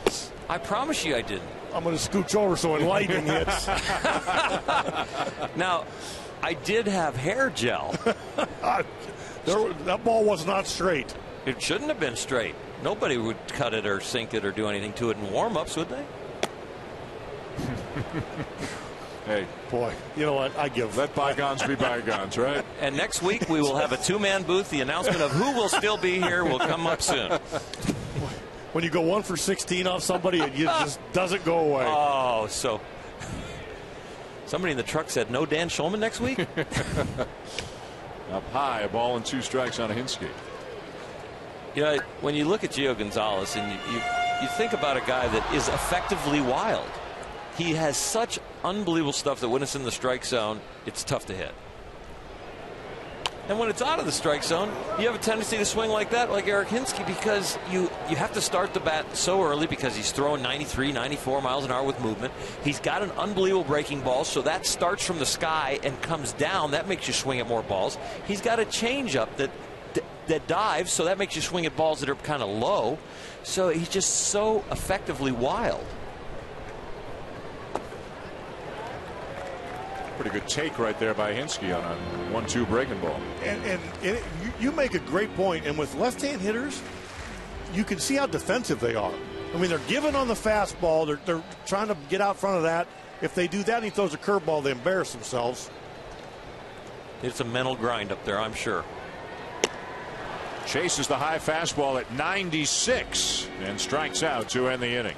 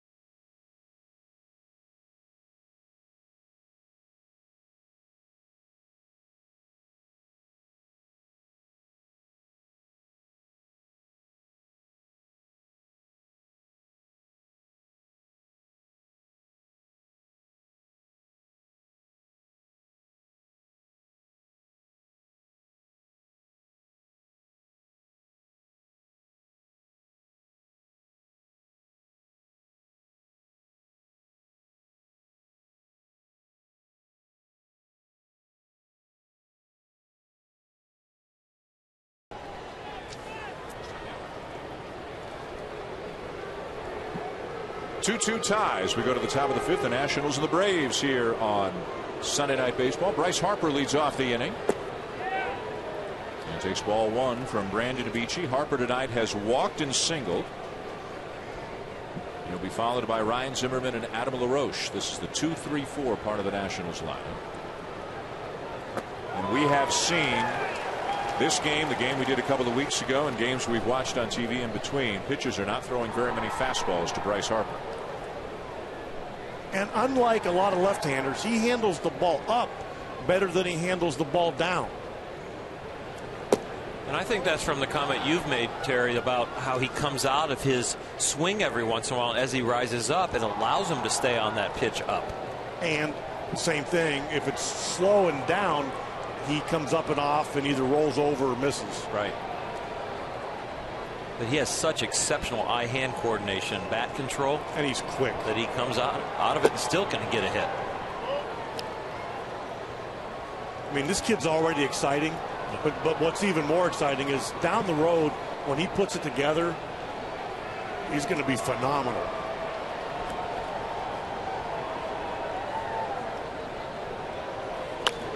I just had a flash of somebody he might remind me of already, because you've been in that uniform, but Larry Walker. He might end up looking like a Larry Walker, just scalding the ball everywhere, pull down the line, down the left field line, hit it the opposite way. And it's funny, it's fun to do that. Yeah. I almost see a young Don Mattingly. That too. I saw it. Donnie was in that crouch. Yep. And he stayed down through it so well. I was just thinking about how hard he's going to hit the ball. High in the air to left center. One down. Now, the respect he's getting around the league already, he is not seeing a lot of fastballs. Beachy in his last at bat starts him off with a breaking ball, and he goes change up away. Now comes cutter in, and then he goes back with a curveball that he just bounces, and then a fastball in, and Bryce Harper has enough swing to get his hands inside the ball and just flare it out to left field and get himself a hit. But that just shows what's going on around the league, that you've got to pitch this kid tougher. He's only hitting in the mid-260s. Few home runs, just got up here, runs the bases hard, plays good defense. But there's a lot of respect going on already. Here's Ryan Zimmerman, 0 for 2, a couple of strikeouts.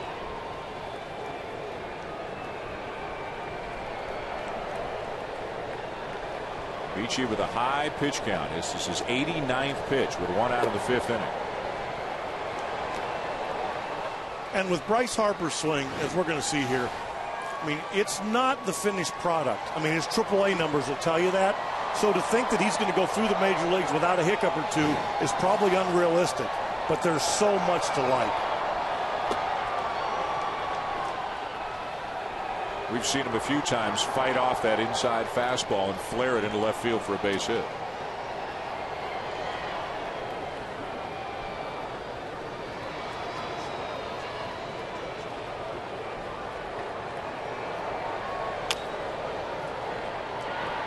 Two and two. Remember the story Davey Johnson told us before the game? They faced Roy Halladay recently, and on the first pitch, Halladay threw him a curveball, and Harper laced it for a base hit. And Davey said to him, "How'd you know to look for a curveball?" And Bryce said, "I remember when I was about 16, I was watching Halladay on TV, and he started lefties with a breaking ball, so I was looking for him." Davey Johnson said, "How many 16-year-olds are sitting there watching a game saying, 'Boy, look at what he's doing to lefties. If and when I face him, I'm going to look for that pitch in that spot.'" One. Yeah, one is right. Hot shot down to first for Hinsky. 2 down. Time now for more FaceTime presented by Edward Jones. Buster Olney between innings with Atlanta manager Freddie Gonzalez.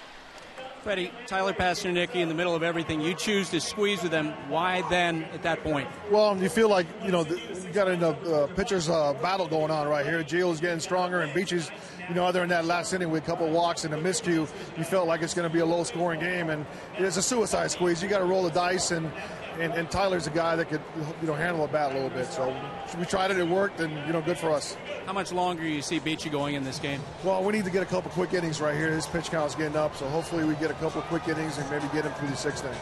Thanks, Freddie. And one of the big objectives for Atlanta this year is to use their key relievers a little bit less than they did last year. Last year they were in so many close games. They used O'Flaherty, Venters, and Kimbrel time and time again. and none of the three pitching as well this year as they did last year. Kimbrel's still having a good season. Venter struggling. O'Flaherty struggling compared to last year. There's Eric O'Flaherty getting loose in case they need him. But you get the feeling, Tito, this is kind of a season-long thing, monitoring the appearances of those three relievers. They've definitely made a every single one of them to this point has less appearances than last year by a good margin. So they're certainly thinking about it. Well, it's been a conscious effort. Yes. And then their offense has been much better than last year, so they haven't had those close games where they've had to use multiple guys in every game. But as conscientious as Freddie Gonzalez is, don't think he didn't go home in the winter and just ponder it and worry about it. And I mean, that's the kind of guy he is. He admitted they played in so many one-run games that he felt like he got stuck sometimes. Amazing the difference in this team from last year to this year. Last year struggled to score, great pitching, remarkable bullpen that wore down just a little bit at the end of the season. This year, a good offensive team, but the pitching numbers not nearly as good as they were a year ago. Yeah, their bullpen was #1 in the National League. I think they're sitting around 8th right now. And Desmond fouls it back. But the one guy that's going to make a difference going forward is a healthy Tim Hudson. His back, he feels really good about himself, and if he feels good about himself, he can string together some wins, and he can give you 7 or 8 innings because he keeps it down. He fields his position. He holds runners. His better days are ahead of him still.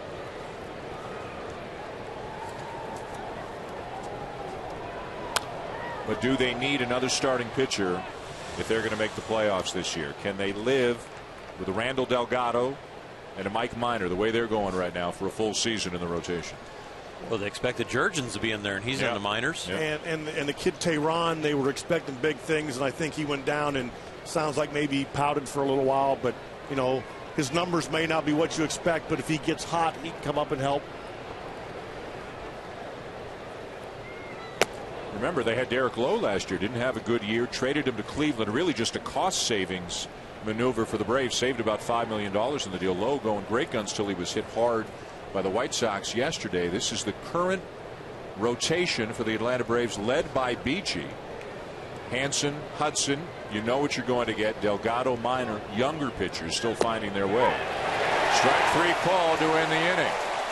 Now we'll see if Beachy got out of it quickly enough to warrant coming back for the 6th.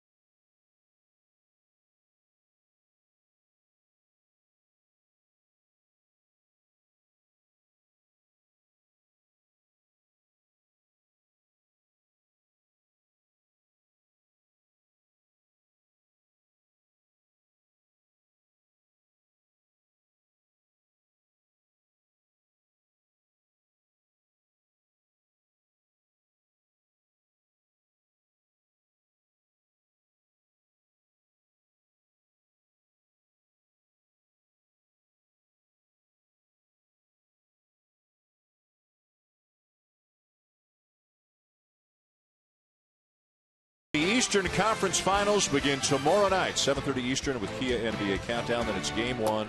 The Boston Celtics and the Miami Heat, the NBA playoffs tomorrow on ESPN. Bottom 5, 2-2 tie. Jason Hayward, the batter. As somebody who spent so many years in Boston, Terry, I know you've got a fondness for the Celtics. Friends with Doc Rivers. You were watching the game last night? Oh, I was rooting. Almost pulled a hamstring a couple times. Well, you knew eventually Ray Allen would make a couple of shots, and he did. He made some big ones late. But when Paul Pierce fouled out, that's not.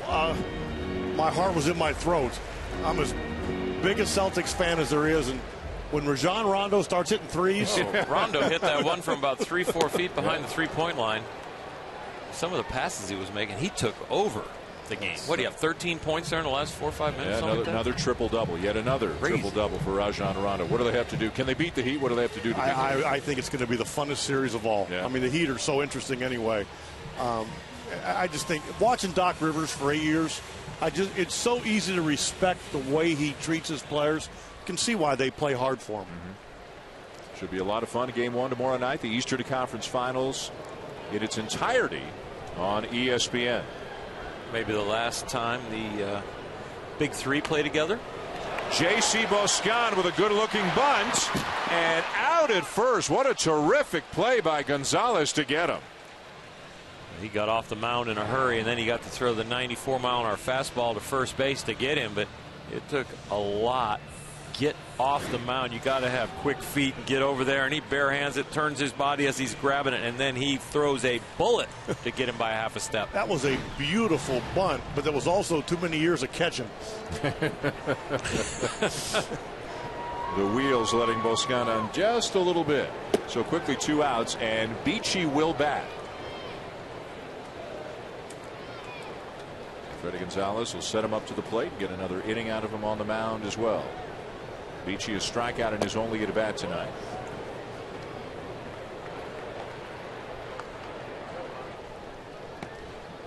Both teams will play tomorrow on the holiday. Washington down into Miami to take on the Marlins.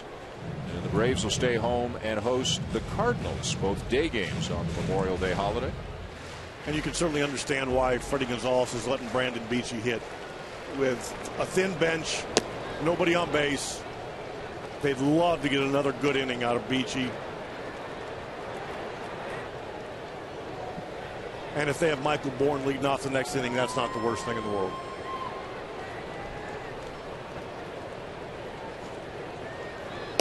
Funny how tonight Beachy, who's been pitching to contact more this year, his pitch count is way up there, and Gonzalez is much more economical, and that's not really his strength. It's a little different because these guys are not only, they came from prospects to producing to starting to repeat to expecting to almost act like the ace, and it's a different mental barrier. Swing and a miss to get him and end the inning. At the end of 5 at Turner Field, the Nationals and the Braves remain tied at 2. A Baseball Tonight update on the other side.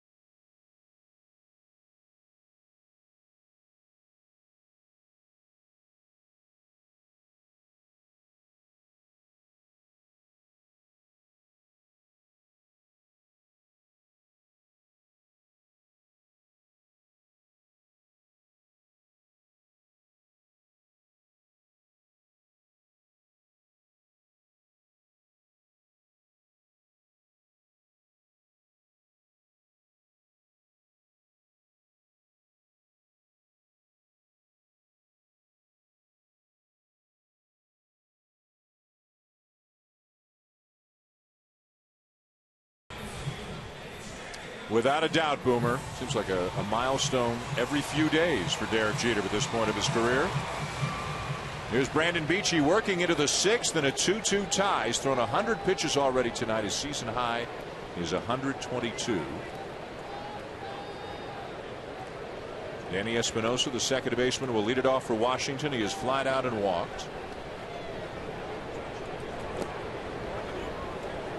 And there is activity in the Atlanta bullpen right now. And it's a guy who's been around the block a few times. Livan Hernandez is a Brave working out of the bullpen. And you know what, Tito? Getting the job done. He still is. After all these years, he's reinvented himself about 10 times. And what Freddie Gonzalez is doing right now is just having some insurance or protection for his young pitcher, Brandon Beachy. If this inning starts to get too long, they need this kid for the long run too much, and that's why Livan Hernandez is throwing right now. Hernandez has made 16 appearances. He's got an ERA of 2.73. And he is not used to being a reliever. He's been a starter his entire career. Also insurance for the rotation in general. You would think they could always go to him as a starter if they want to make a change. He could wake up in the middle of December and throw that breaking ball for strikes. You mean the regular breaking ball or the ephus? He can do whatever he wants. He's got such a feel for how to pitch and what to do with the baseball. It's amazing.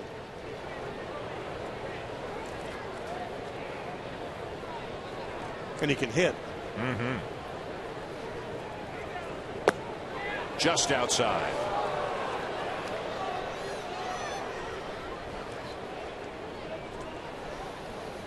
Two runs on 3 hits for the Nationals, 2 runs on only 1 hit for the Braves. And that hit him. Espinosa dinged by the 2-2 will take his base. Livan Hernandez will throw a little bit more in earnest now, and Roger McDowell and Freddie Gonzalez having a little conversation over there about what's going on in this inning. Where are we in the batting order? And I think he's going to make a move.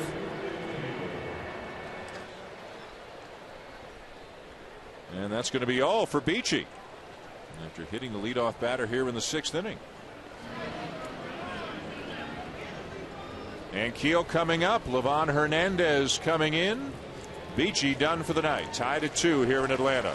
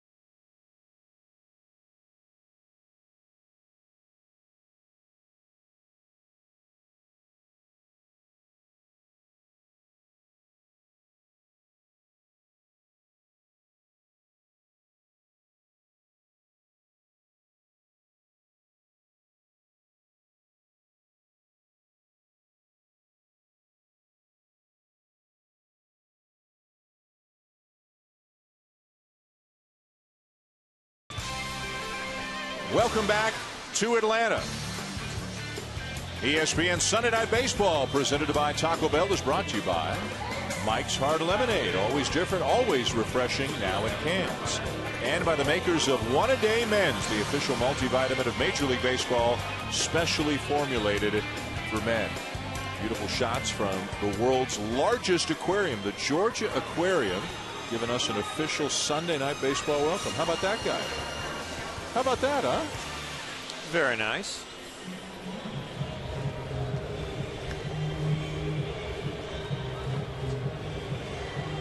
So Brandon Beachy is out of the game after hitting the leadoff batter here in the 6th. Now remember, he hit for himself, made the 3rd and final out of the bottom of the 5th, comes out, hits the first batter in the 6th. A number of things potentially at play here. One of them is that Atlanta has virtually no bench because of the injuries and illness that they've got. Whether any of the players are available remains to be seen. Here's Livan Hernandez coming out of the bullpen to face Rick Ankiel. Hernandez, as you saw, has good numbers so far this year. And as peculiar as that looked, what you just said is completely correct. Freddie Gonzalez doesn't have anybody on that bench. And they got 4 more innings to play, and he's going to need an at-bat where it's not 2 outs and nobody on base. And he's trying to conserve his hitters. And as he told Buster Olney an inning ago, Freddie Gonzalez really wanted to get Beachy through the 6th inning. It's not just about do I have a bench, it's also about conserving the arms in the bullpen. So he rolled the dice, and this time it came up snake eyes for him. And he hoped Beachy would go out and have a nice quick inning, yep. And he hits the first hitter.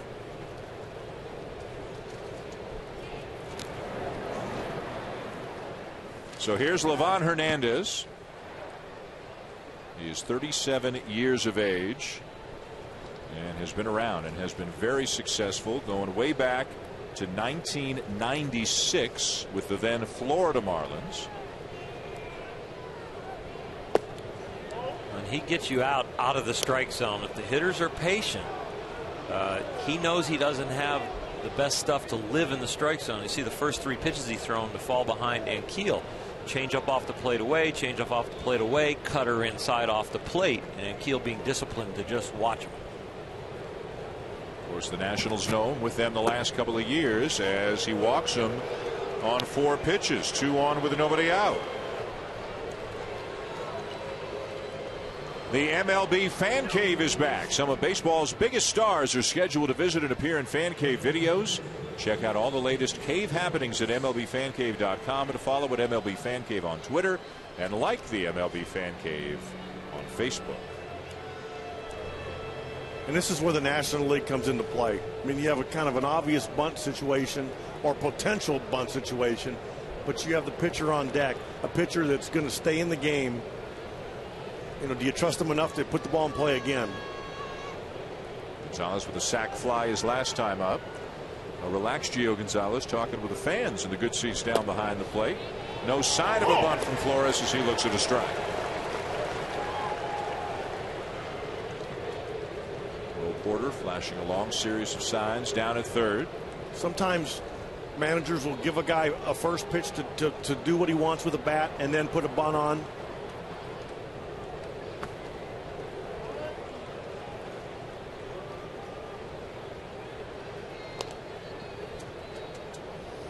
And he's hitting all the way now. Bo Porter down third just gave him the hit sign just to take any of the, if there's any bit of being unsure, he took it out of his head right there. Bounces another one in, 2 balls and a strike. Well, the way Livan's throwing right now, he does not look like he has the confidence to throw the ball in the strike zone. He's almost pulling everything or pushing everything away from the hitting area. Just hoping. And Dan said, you know, he'd been a starter all these years, and I made a comment that he's comfortable throwing any time, but he doesn't look like he's comfortable yet. And as a reliever, you don't have time to settle into the game. Sharply hit and a base hit up the middle. Espinosa around third will come in to score, and Keel into third on the RBI single by Flores, and the Nationals have taken the lead. In your mind's eye, think about all the other pitches that he's been throwing that have been immediate balls out of his hand, but here's a ball that starts looking like a strike, ends up towards the middle of the plate, comes back to the bat, and it's hit firmly. And yeah, if it's hit at somebody, it's a double play, but when there are 1 or 2 hoppers through the infields, those holes are a lot bigger to get through. And the Nationals have a lot of ways to play this right now. They can straight sacrifice bunt, they can safety squeeze, they can go all out and a full out squeeze, or they can let him hit.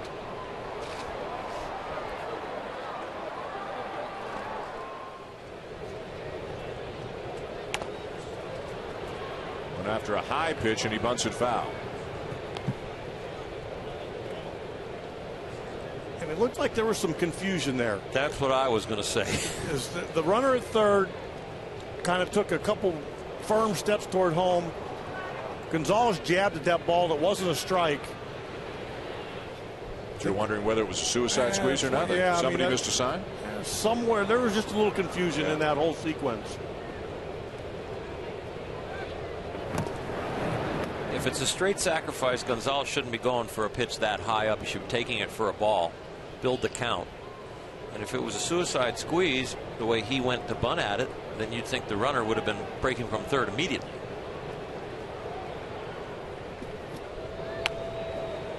Gets it down, and it'll advance the runner to second.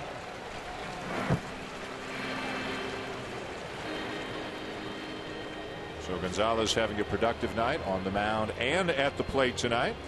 We are here in Atlanta, the final game of this series. The Braves have lost 6 in a row. The Nationals were down 2-0. They have come back to take the lead as first place Washington tries to complete the sweep on fourth place Atlanta.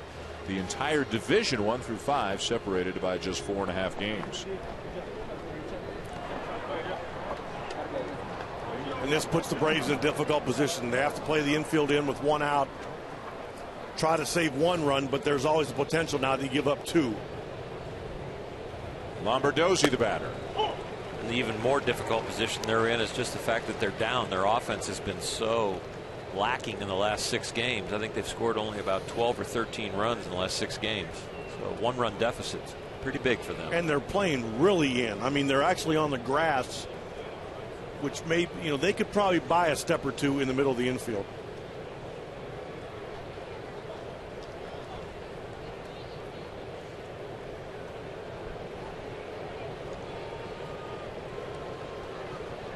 Keel getting a set of verbal instructions from his third base coach, Bo Porter.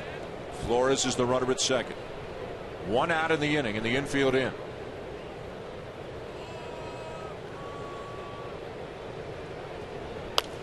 Oh, 0-2.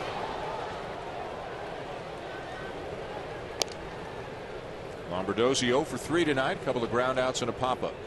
When you play the infield in this aggressively, it doesn't take much for a hit to scoot by one of those middle infielders. Now, as we can see, Pasternak just backed up about 2 steps. Well, now here he comes back in. By the time this ball's thrown, he'll be on the grass.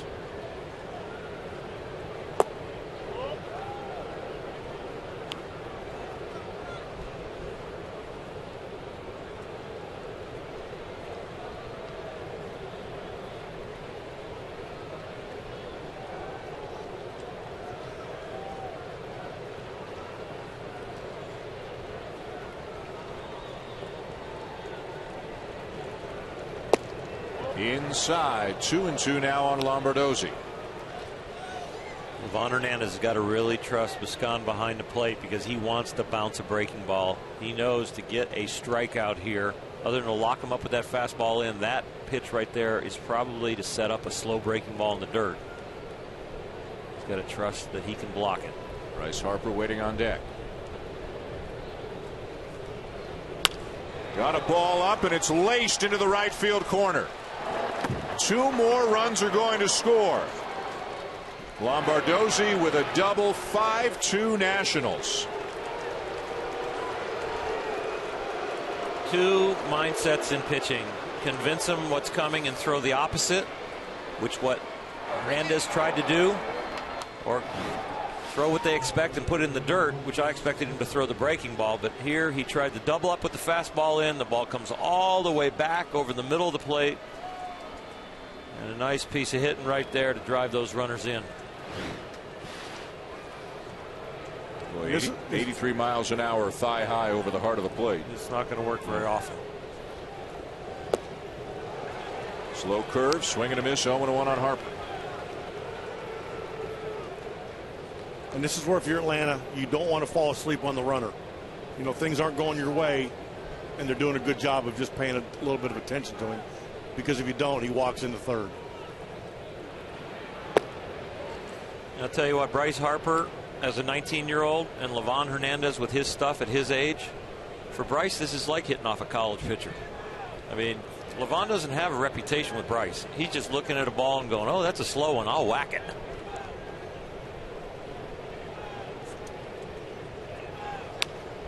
Boy, he was loading up on that one, wasn't he?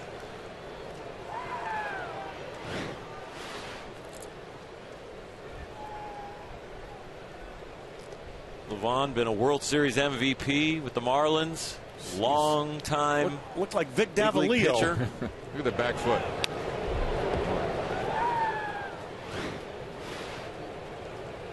Looked like Happy Gilmore. Oh, slow curve. They gave a little glance there at the end, too. One Bryce for the veteran. Glanced at Levon like, okay, I'll tip my hat there.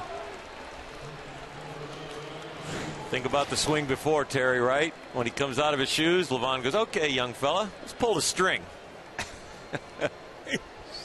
That looked like Ichiro with no contact. Boy, that's a veteran having his way with the youngster right there. Yeah.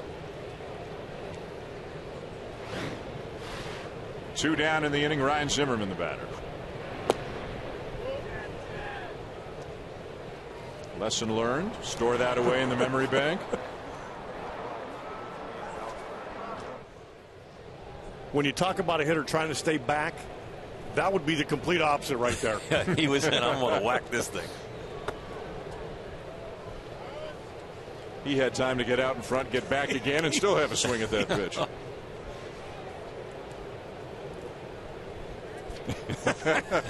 And Keel trying to console him. I bet he's not consoling him.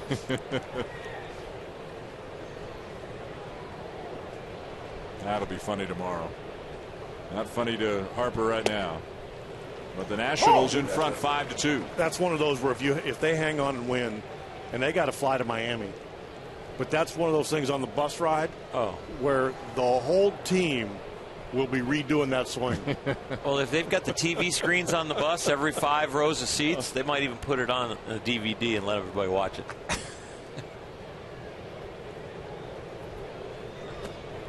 Well, and as we just saw, it's not like Harper's the only guy that Hernandez does this to.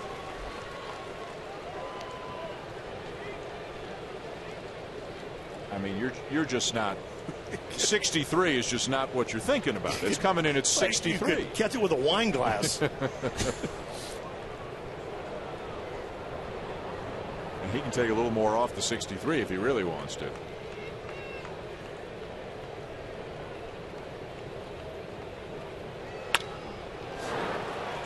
Into right field, a base hit. Lombardozzi getting the wave. It's bobbled out in right field by Hayward. Second time in as many games that's happened to him, and the Boo Birds are out here in Atlanta. And that was the difference between a 19-year-old and a veteran. He fooled Zimmerman, and he didn't fool him twice.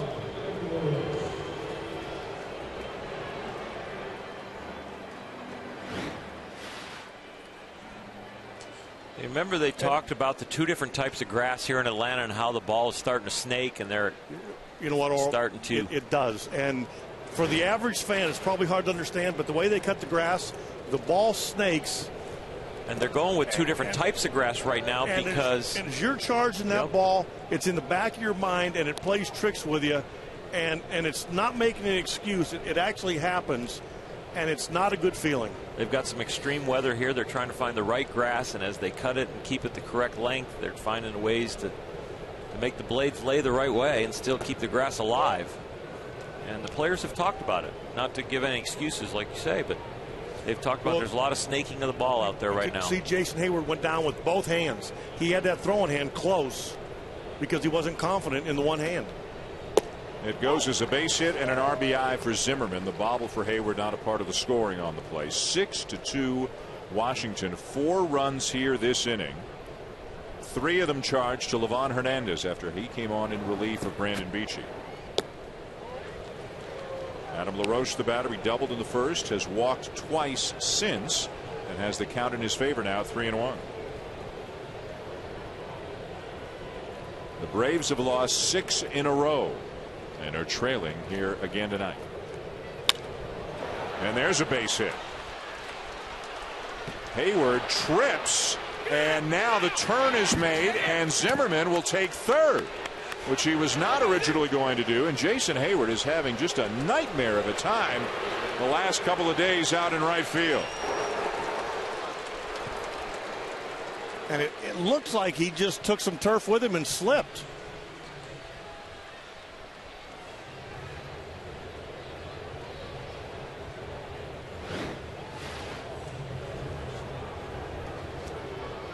Tell you what, after he slipped, he's probably pretty fortunate that ball didn't roll all the way to the wall. Yep. But if the ball's snaking on him, he's going to a place where he expects it to be. And if that ball, because it's hitting the grass, starts to curve back the other way, he's got to stop that big body on turf that maybe he's starting to break out from under him. It's just not a lot of fun out there right now for him.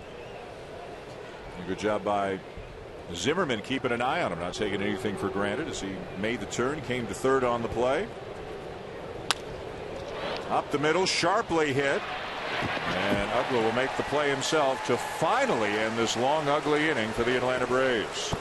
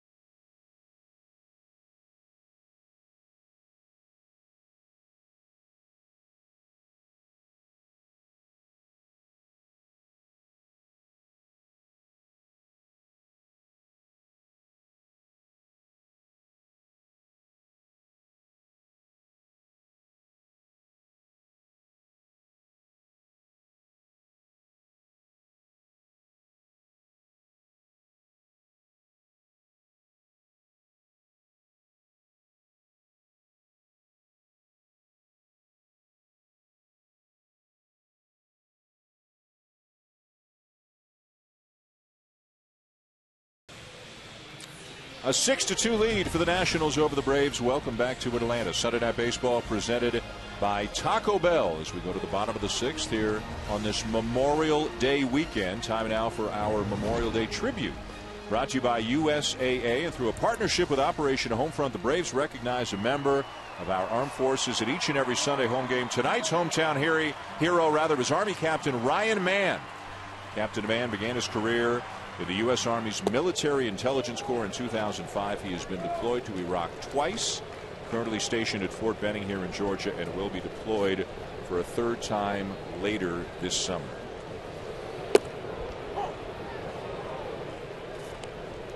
Bottom six and a 6-2 lead for the Nationals over the Braves. Gio Gonzalez giving up only one hit, the triple to Michael Bourne back in the third. And here's Bourne right now leading off the sixth. And it'll be interesting to see if the Braves can keep their patience and try to get back in this game and not give away at bats out of frustration. And you're right, because you have a pitcher on the mound that has unbelievable stuff, a low opponent's batting average, but has a tendency to get wild and have streaks. And Gio could build an inning for him if they have the right mindset. Blows it by him at 94 for his sixth strikeout of the night. Well, that's a huge confidence boost for Gio. Not only does his team go in there and get him the runs and it's up 6-2, but he takes the leadoff hitter that really has been the spark plug of their offense, the guy that can get him back in this game, and just absolutely blows him away. Gets the ball in the strike zone. Bourne has gotten 2 hits off of him, moved the runners around, and scored himself, but Gio kind of gives him a flat tire to start this inning. Tyler Pasternicki, the batter now. Statistically, one of the best rotations in all of baseball this year. The Washington Nationals with a collective rotation ERA under 3, led by Gonzalez, who's under 2. Steven Strasburg, of course, another key member of that rotation, labored yesterday. Gave up 4 runs in 5 innings, walked 4, gave up 6 hits. Never quite looked comfortable on the mound. Didn't have as good fastball command. Did pick up the win. But is it overstating it, guys? This is now 3 starts in a row where Strasburg has not gotten deeper than 5 innings. And he set the bar so high, you want to be fair, but he just hasn't been the guy that we've seen over his brief career. Is there any cause for concern in your mind about Strasburg? I don't like the way he looks his last 3 starts. Not statistically, just watching his body language on the mound, watching him kind of shake his arm, hearing that they brought him out of a game because he had a little tightness in his bicep. You know, you don't want to be the bearer of bad news or predict that kind of stuff, so you're wishing all good things, but the whole accumulation of kind of circumstantial evidence right now, it makes me worry a little bit. And the whole thing is so intriguing anyway. I mean, he's so good, and they have the innings limit that they're talking about, and they're talking about, you know, certainly wanting to be in contention. I mean, this is going to be interesting. That's understating it. And if he is having any issues at all, what a great time to kind of step back a little bit and let him rest. Don't play with fire if there is something going on. And this is total speculation just because of lack of results the last 3 outings and just some body language changes in the young man. Pasternicki goes around, 2 down. And when you talk to Davey Johnson, he said flat out he feels fine. He just gets into that mode where he tries to overpower hitters, and he's got to go back to pitching. The ball strike ratio in his last outing was the worst of his career, and he actually had more balls than strikes at one point in the game, and that's not a good sign either. You know, when somebody says they feel good but they can't go as deep into the game, they're not as effective, they're not throwing as many strikes. It can be mechanical, it can be mental, and it also can be slightly physical. They've got such a good rotation. Jordan Zimmerman, Edwin Jackson, and they've made a change. Chin-Ming Wong has come off the DL, worked in relief, but now is going to go into the rotation in the spot of Ross Detweiler, the left-hander who's going to go back into the bullpen. There's Wong, a former 19-game winner. And if they get a healthy Chin-Ming Wong and he gets that turbo sinker working, what a number 5 that is. Yeah, he had a sinker kind of like we saw with Johnny Venters last year. Venters' ball's starting to straighten out. He's in the bullpen for Atlanta. But Chin-Ming Wong's got a ball that'll drop off the table when on. Swing and a miss by Martin Prado. Gio Gonzalez just struck out the side.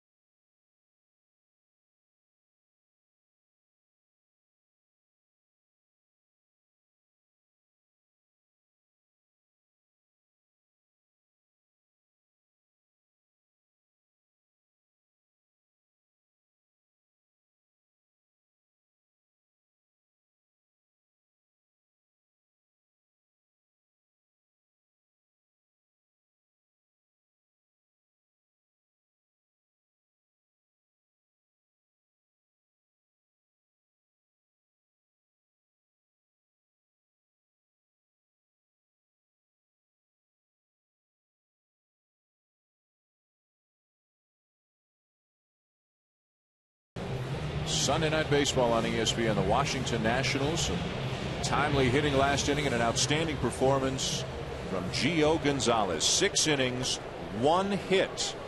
He has given up 2 runs tonight. He has struck out 8, including the last 4 batters, and 6 of the last 7 that he has faced. Danny Espinosa facing Livan Hernandez to lead off the top of the 7th.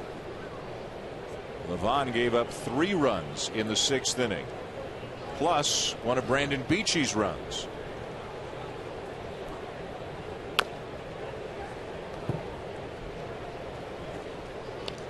Espinosa tonight, a fly ball, a walk, and hit by a pitch. That's what got the inning going last inning. That was the last pitch thrown by Beachy. And with Hernandez's spot not coming up for another 6 hitters, they'd love for him to stay out there for a couple innings and chew up some innings and save that bullpen.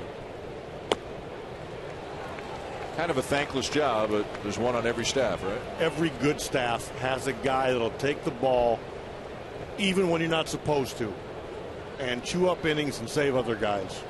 It's kind of a thankless job, but it's an important one. A high fly ball to deep center. Bourne just shy of the wall, 1 down.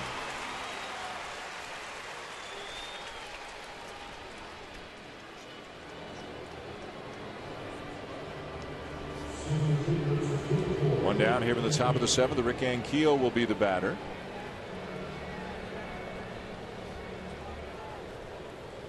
Washington, the leaders in the National League East, and they're in a 33-game stretch of their schedule against all National League East teams or, through interleague play, American League East teams. And those are clearly the 2 strongest divisions in baseball thus far this year.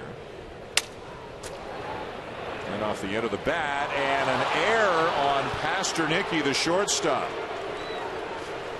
Well, this has been an ugly night for the Atlanta Braves.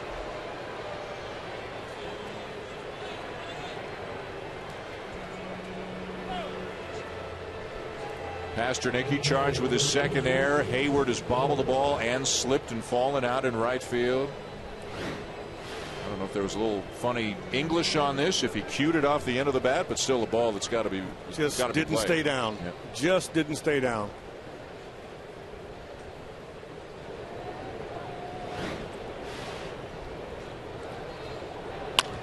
And now Flores loops the ball into left field, a base hit. And Keel a big turn, but he'll stop at second on the 3rd hit of the night for Flores.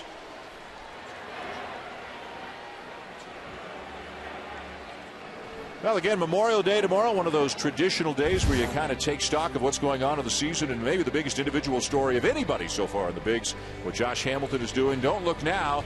Here comes Albert Pujols. And how about Aroldis Chapman? Got another save today for the Reds. A 5-out save. You know how many earned runs Aroldis Chapman's given up this year? 0. 2 months into the season. 24 1/3, 43 strikeouts, no earned runs allowed. Josh Hamilton, 2 more home runs in the last 3 games, including the extra inning game winner. The bunt is down, and the only play to first as Gonzalez picks up his 2nd sacrifice of the night to go with a sacrifice fly as well, really helping himself. But here we are, almost 2 months into the season. I think the Josh Hamilton story is one that, I mean, we've all followed with great interest, and who knows if he stays healthy what kind of numbers he might put up. Scary. Yeah. And again, he's a free agent, and there's a lot on the line, but he's playing like, you know, every number he puts up, he wants to play every day, and he's been more productive than anybody in the league. And he's very comfortable there in Texas. I think people don't know how comfortable the situation is for him, from the situation he came from, to where he's grown as a big leaguer and been consistent on the field, even with a few setbacks. Amazing numbers, amazing talent. We have another injury. It seems every time like we look up, it's unbelievable how many injuries there are, and so many of them seem to happen on the base pass where there's somebody pulls a hamstring, tweaks a groin. This is Flores, the catcher, who's going to have to come out of the game. And they've already gone through about 4 catchers. Yep. Wilson Ramos, who was to be their number 1 catcher, he's out for the season with a knee injury.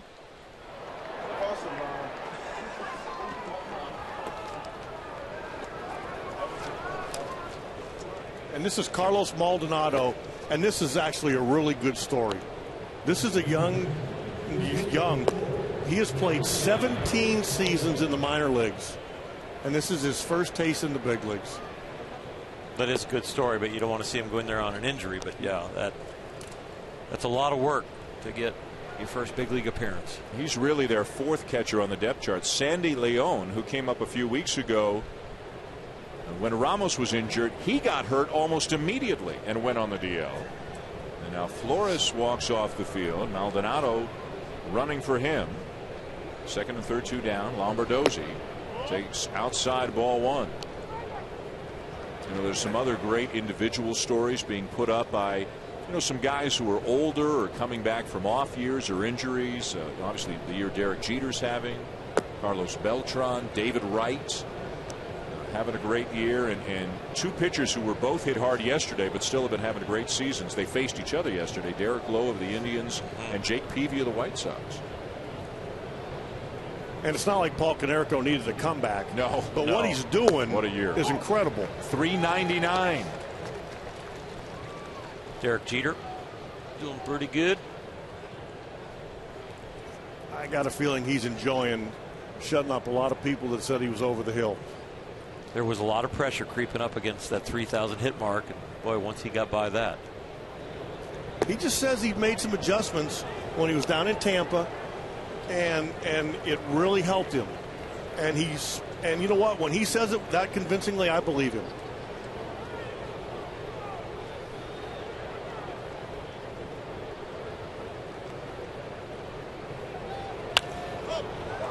Lombardozzi pops it up. Should be the inning. And it is. 2 men left on. 7th inning stretch. 6-2 Nationals.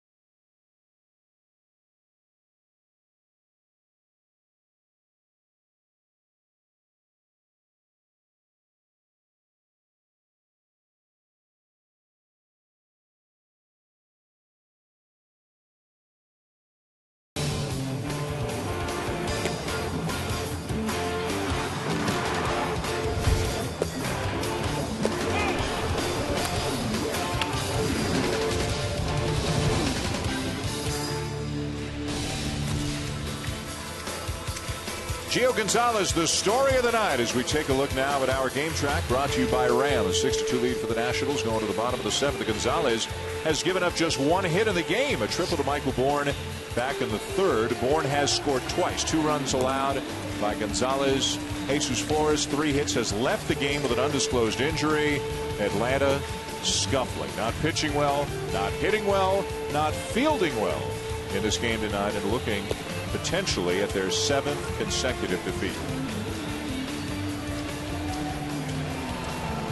Carlos Maldonado will stay in the game after coming on a pinch run for the injured Jesus Flores. If we get any kind of report, pass it along right away.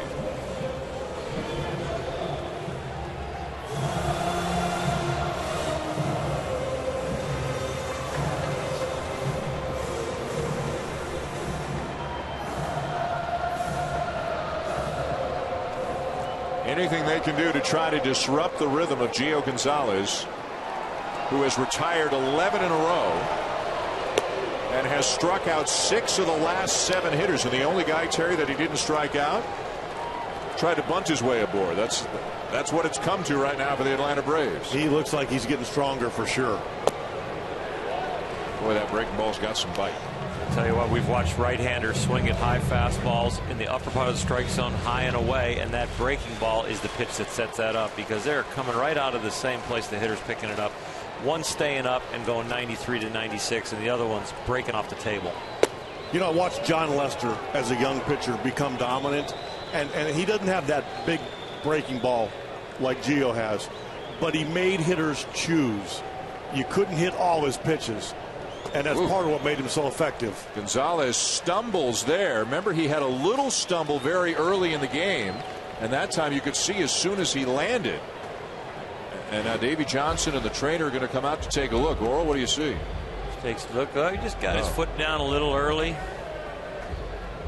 The scary thing about that is you just make sure the arm's okay. Well, I'll tell you what, he hadn't even hit the grass, and half the Washington organization was on the way out there. He just caught a spike. You get it coming down there, a little bump. And I'm sure Kerwin Danley's telling him, hey, kid, you have no idea what pain is. He's the DJ on the team. You know, as far as when the music's playing in the clubhouse, this guy's the DJ. Even in the middle of interviews, he'll stop and hear the song about to end. And then all of a sudden, he'd say, you know, hold it for a second. I got to change the song. But he just missed a dance step right there. How about the fact that he's been traded 4 times in his career? A guy with this kind of an arm. Originally a supplemental first-round pick by the White Sox, traded to the Phillies in the Jim Thome deal, back to the White Sox in the Freddie Garcia deal, to Oakland in a Nick Swisher trade, as he misses just outside ball 4, and then finally from Oakland to Washington this past offseason. We've seen the Atlanta hitters most of the night swing through high fastballs, but think about the high fastballs and the relationship. These lefties are swinging and missing. The righties have been swinging and missing, but it's because of the breaking ball right there. For more on Mr. Gonzalez, down to Buster Olney on the field. You guys have touched on his personality. Such a genial guy, very friendly guy who's right in the middle of everything going on in the clubhouse. And Davey Johnson, the Nationals manager, told me, look, he's the same way every day. He loves his presence around the clubhouse. And I'll give you one taste of how chatty he is. As he came off the field after about the 5th inning, and it was a little warmer than it is right now, he looked at me, he said, you wearing an IV bag in there?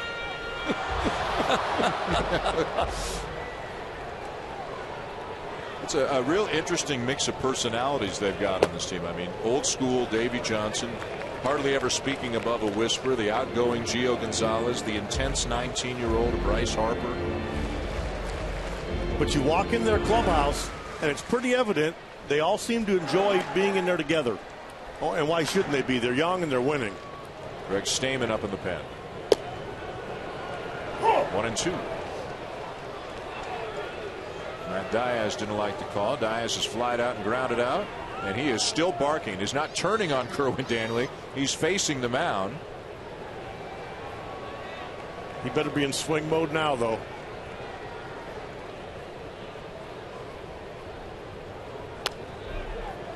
He was, as he fouls back a 94-mile-an-hour fastball.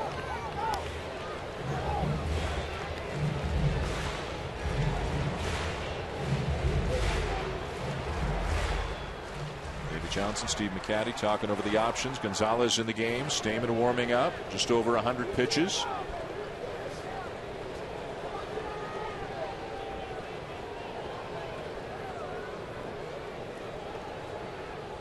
Look at that breaking ball. Swing and a miss. Strikeout number 9.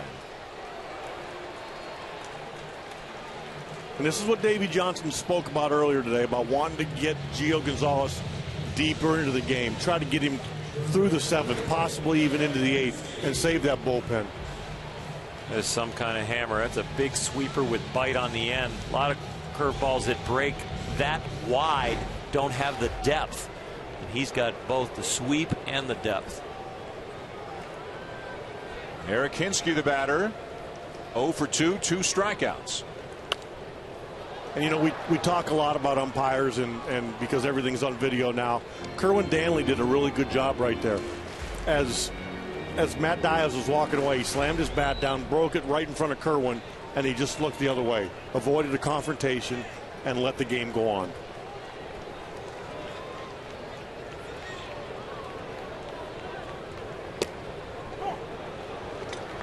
Since we're going to compliment him, I'm glad he didn't turn into a rain delay when he got hit and decide to stay in there and be a gamer, because he could have slowed the game down a lot, get hit behind the plate and the family jewels.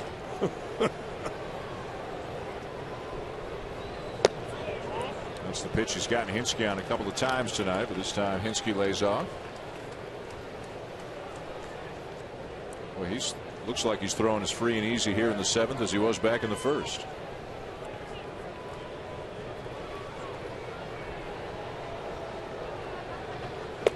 Strikeout number 10. And as Eric Hinsky walks by Freddie Gonzalez, he's probably thinking, thanks, Skip. Yeah.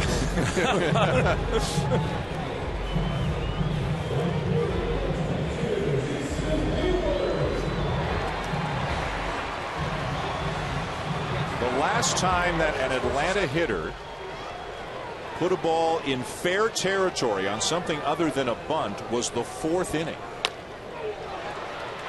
Some contact here from Hayward, but he grounds out and the inning is over. 7 great innings tonight for Gio Gonzalez. The Nationals lead 6-2.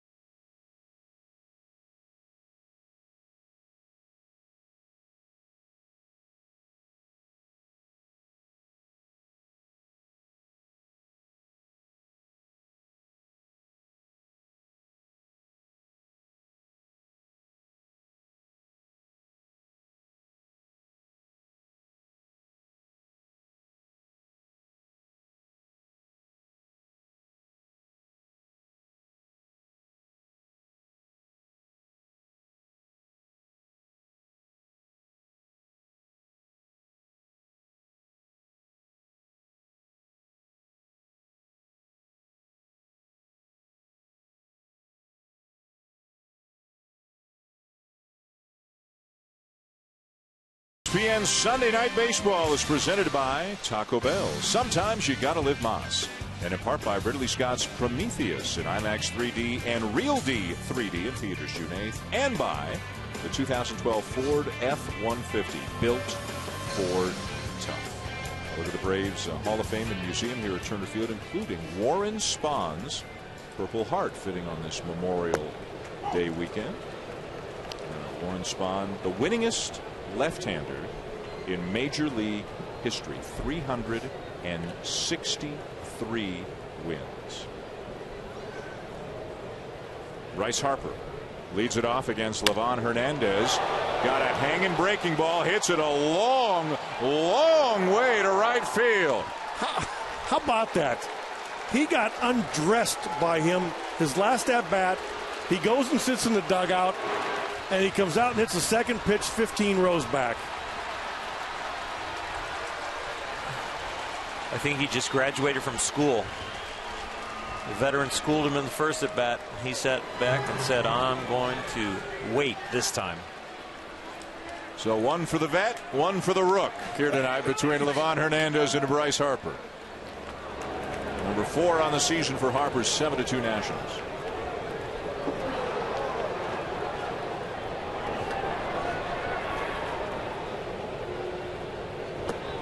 And you know what? The more that we see him, the more you think that either he's figured some things out or people around him have helped him. He's a lot more subdued. He still has the intensity and the energy, but in terms of some of the outward cockiness, for lack of a better term, it's not what you would have expected it to be when you saw those highlights of him from the minor leagues. Well, and when you talk to his teammates, they say there's a huge difference from last spring to this spring, that playing a year in the minor leagues was the best thing that ever happened to him. And again, you know what? He is brash, but my goodness, when you're 18 years old and you're on the cover of magazines, and I mean, you know, think back to when we were 18. We were just trying to get a date. Think back to when we're 51. I mean, Zimmerman lifts one in the air to right center, and Hayward there for out number 1. We talked about the veteran Livan Hernandez taking Bryce Harper, the rookie, to school, and in the 6th inning he struck him out on a very slow Ephus type curveball, and we commented that he did not stay back at all. Well, he went back with that frustration, and he came back here and he said, I'm going to stay back. He didn't get a curveball, but it was off speed, and he stayed with it. And even when Livan throws his fastball and tries to put a little movement on, it seems like it's off speed because it's only around 83 miles an hour. But the kid took his frustration, learned from it, and came up to the batter's box the next time and applied the knowledge. Tough night for Livan Hernandez. Adam LaRoche takes a strike, and the count is 0-2. LaRoche a single, a double, and a couple of walks against one of his former teams tonight.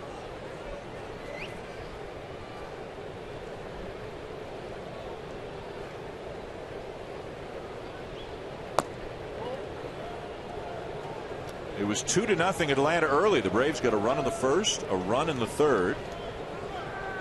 They've only got 1 hit in the game. Michael Bourne's triple back in the third. The Nationals 2 in the fourth, 4 in the 6th, and 1 here in the 8th. Another fly ball. This time it'll be Bourne. 2 down.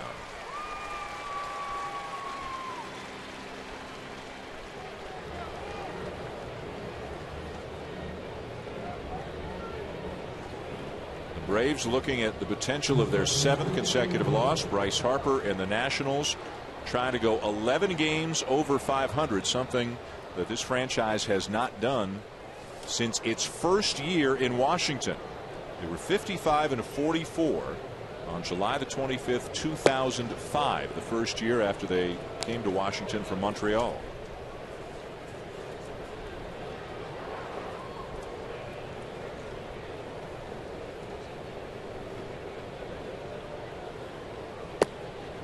And a ball and a strike, the count on Desmond. And it'll be real interesting to see, now that school's going to be letting out pretty soon, to see how they draw there with a team that's this young and this exciting.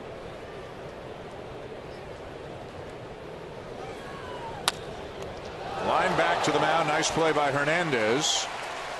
And the inning is over.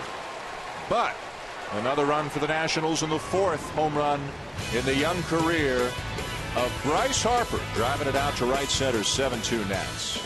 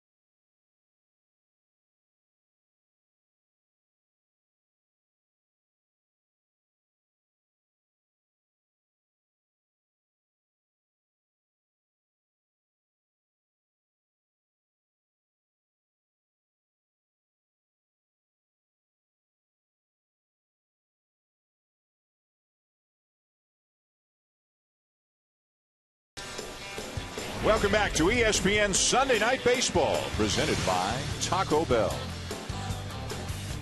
Gio Gonzalez accepting congratulations moments ago from one of the hitting stars tonight, Bryce Harper. A job well done by Gonzalez. 7 innings, 1 hit, 2 runs, 10 strikeouts.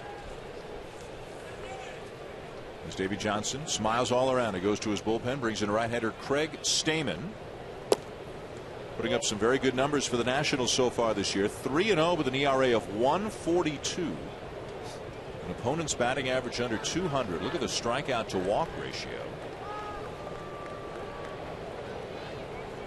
Washington without their closer, Drew Storen, on the DL. Bone chips in his elbow, had surgery. They hope to get him back at the All-Star break. Brad Lidge on the DL, an abdominal issue. They hope to get him back in a couple of weeks. Yet still Tyler Clipper doing a great job. Craig Stammen. So much depth on this pitching staff for the Nationals.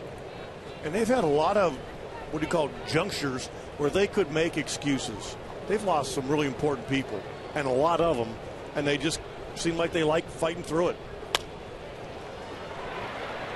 Roscan with a ground ball to short, 1 down.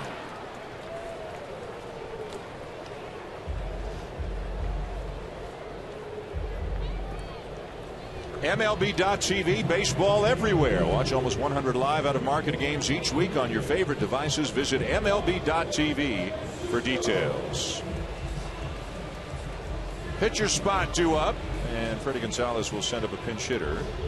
Left-hand hitting Juan Francisco has been getting some time at third base with Chipper Jones out. Had 3 hits in yesterday's game. Former member of the Cincinnati Reds. He'll take high ball 1. And he's hurting a little bit. He was running the bases yesterday, and he started limping around a little bit.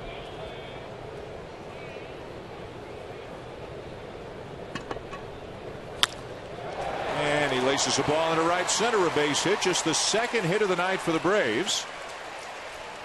Let's get a little more of an update on the Atlanta health situation. Down to Buster. Francisco gets a pinch hit there. Brian McCann is available to pinch hit tonight.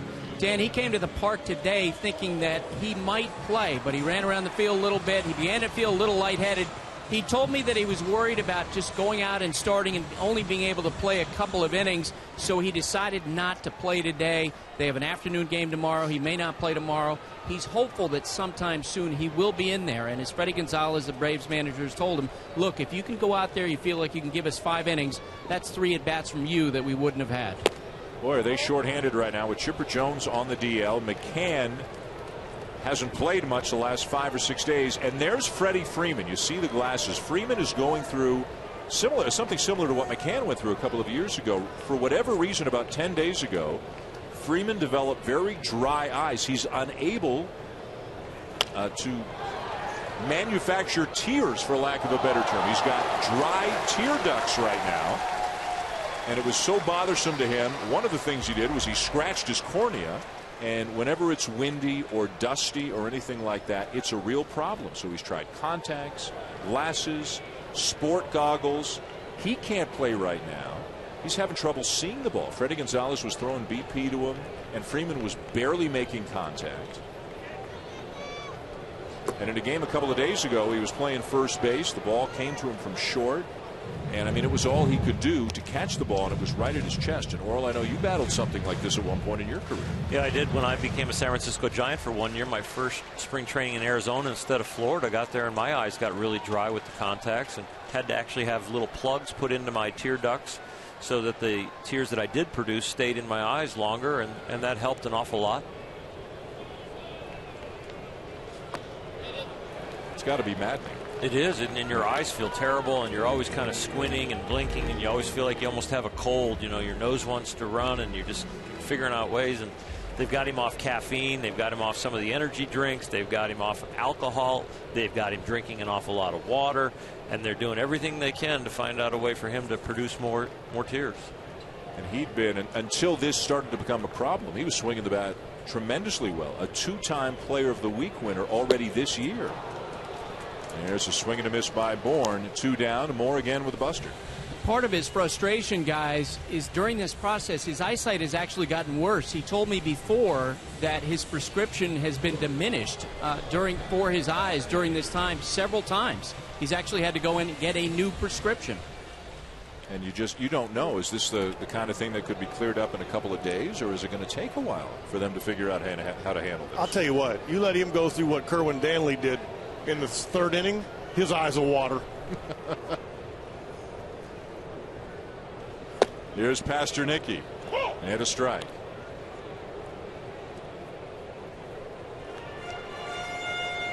Pastornicki, a sacrifice, a squeeze, a strikeout, and 2 errors. Off the end of the bat, it's 0-2. 7 errors now committed on the season by Tyler Pastornicki. Right now, Atlanta, I mean, you take McCann, Freeman, Chipper out of their lineup. There's no team that could sustain those kinds of losses and not have it impact their offense. And the Braves are only scoring 2-3 runs a night right now in this, what could be a 7-game losing streak.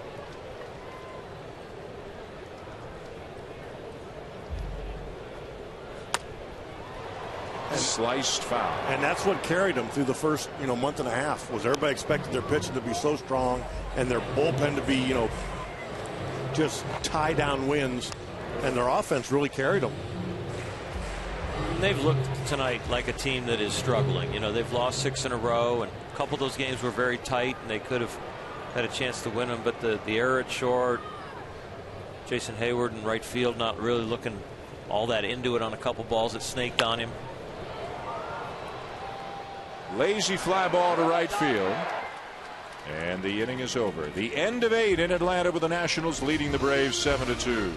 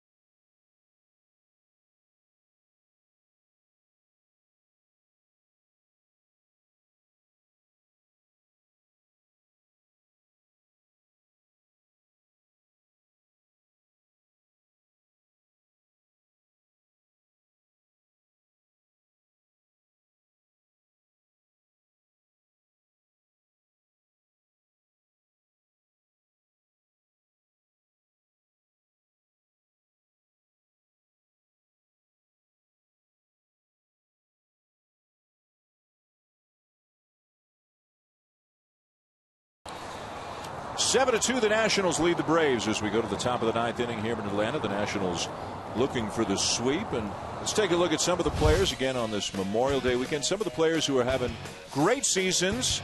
Maybe you're not that all aware of. Lance Lynn replacing Chris Carpenter in the rotation, doing great. Edwin Encarnacion putting up huge numbers for the Blue Jays. Jonathan Lucroy's been on a tear for Milwaukee. Ryan Cook has yet to give up a run out of the Oakland pen.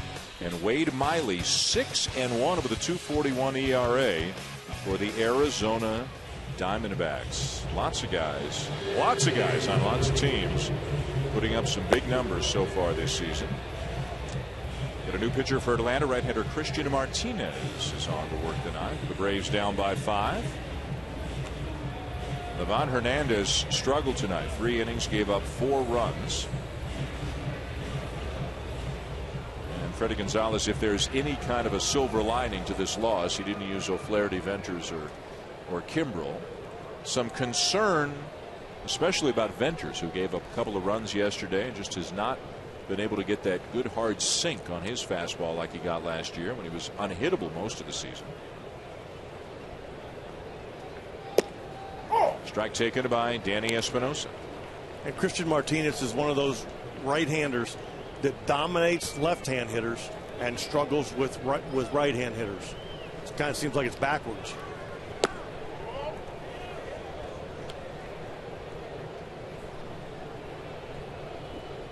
By the way, we showed you Lance Lynn and his numbers for the Cardinals. If all continues on schedule, we believe we're going to get Lance Lynn next week on Sunday Night Baseball. We will be at Citi Field in New York as the Mets, who won again today and are now 6 games over 500, take on the St. Louis Cardinals. The Cardinals beat the Phillies today, so they remain a game and a half back of Cincinnati for the lead in the National League Central. Cincinnati winning again. They're hot. Bouncer foul. 2 weeks from tonight, we'll be in Cincinnati. The Reds hosting the Detroit Tigers in interleague play.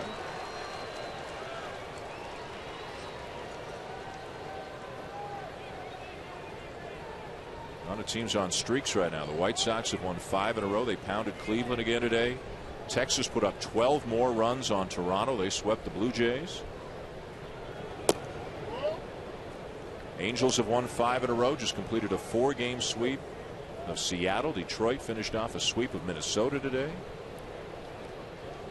And the Cubs. Oh, the Cubs. The Cubs have lost 12 in a row. They were beaten by Pittsburgh today 10-4 as the Pirates move within a game of 500. The Cubs are 15-32.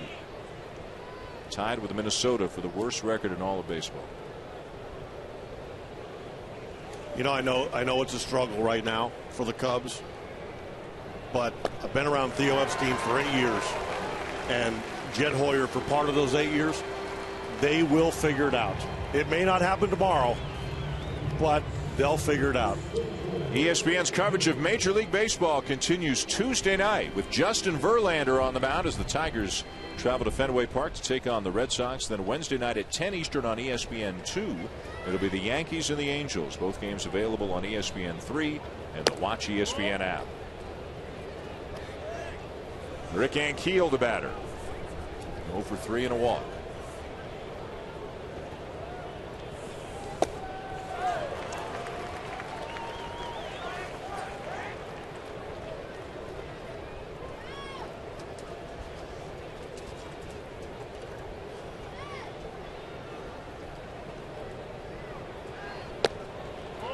Two balls and a strike, the count on Ankiel.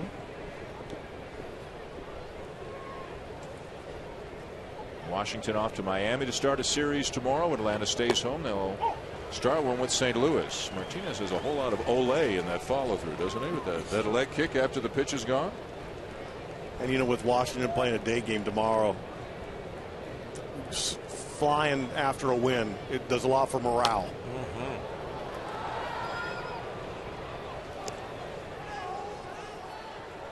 Easier to fall asleep when you've gotten a few hits and a W, and or not care if you don't fall asleep. Team wins, yeah. Hop back out of play. A home run for Bryce Harper tonight. A great performance by Gio Gonzalez. Adam LaRoche has been on base 4 times. Jesus Flores, before he left the game with an injury, had 3 hits. They'll hit the clubhouse tonight, and somebody will yell bus in 45 minutes. So there's nobody taking a long time. A little medical. That's Steve McCaddy, the pitching coach. Nosebleed. Good changeup, swing and a miss. 2 down. Thought he was making a fashion statement there. Gio Gonzalez, he's going to probably be our player of the game. That curveball fastball relationship tonight had these Atlanta Braves swinging through a lot of pitches. You see the relationship fastball to curveball or curveball to fastball, but you see they are looking a lot alike to the hitters. And 10 strikeouts, only 3 walks, 7 innings, 2 earned runs. He was fantastic. And our Chevrolet player of the game. Or you talk all the time about pitch coming out of the same window. Watching Gio Gonzalez pitch, it looks like it comes out of the window and then they just go completely different ways. Devastatingly different ways. Exactly. And it's late, too. And I'm sure the spin on the ball, we can't say from up here, but it's very tight, so it's hard to see what it's doing. Well, he came in with an opponent's batting average of 167, the best in baseball, and he has improved on those numbers tonight, giving up just 1 hit in 7 innings. You can watch a guy throw a side work and say, boy, that's an unbelievable curveball. And you can watch a guy, another side work, boy, that's a great fastball. But if they don't relate to each other, those guys get hit and they go, I've got such great stuff. Why am I getting hit? And the big league hitter picks it up real early that it's a different pitch. And they end up taking it or reading it and whacking it. But when they come out of that same visual place and they look alike for as long as possible and then do something different, that's when it's really special. I think that's how a guy like Jamie Moyer and Livan Hernandez, they have success with less velocity, but they have a lot of pitches that look alike but do different things. Christian Martinez strikes out the side to the bottom of the 9th. The Braves coming up down 7-2.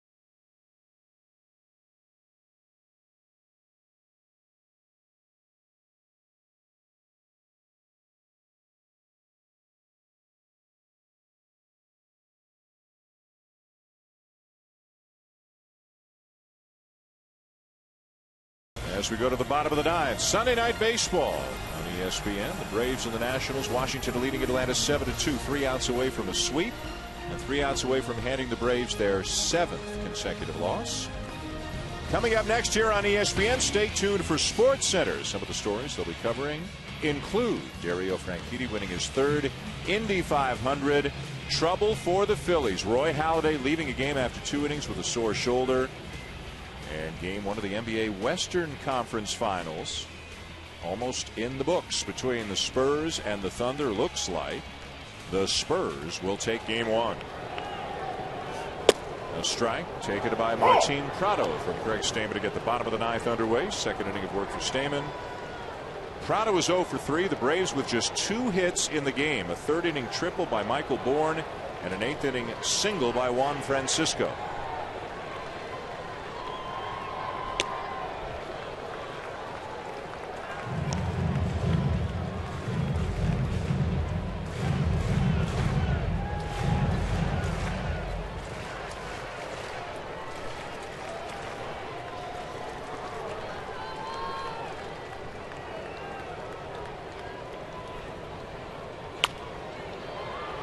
Popped up in foul territory, and a play for LaRoche.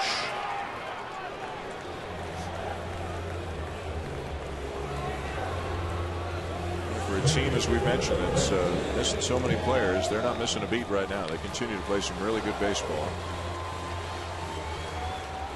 That guy helps. You know, their pitching gives them a chance every night. Yeah. If this was hockey, they'd be kind of playing even strength because both teams are banged up. Yep.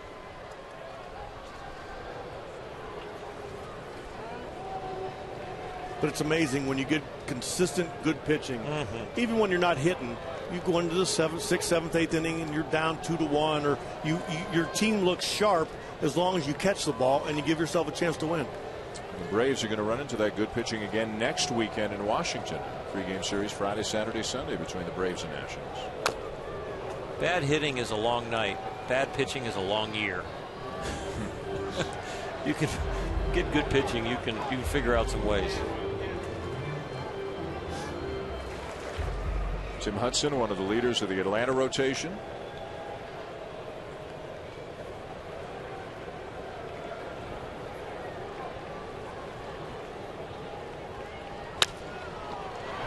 Oh, and 2.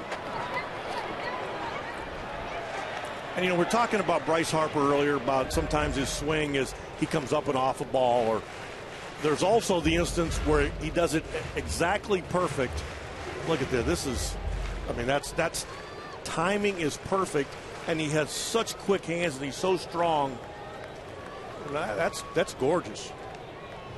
Now again, he has to repeat that, and that comes with repetition at the major league level. There's going to be some hiccups or some dry spells because he has some moving parts in that swing, but there's also going to be a lot of excitement. I hope there's some hiccups, or he'd be Robert Redford. Right now, Harper's settling into the 2 spot in the lineup, although he's hitting 5 different spots.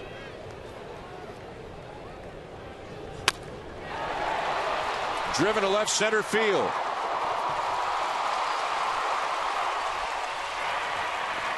And Ugla into second base. The throw scoots past the bag, but backed up by the pitcher Stamen to keep Ugla at second.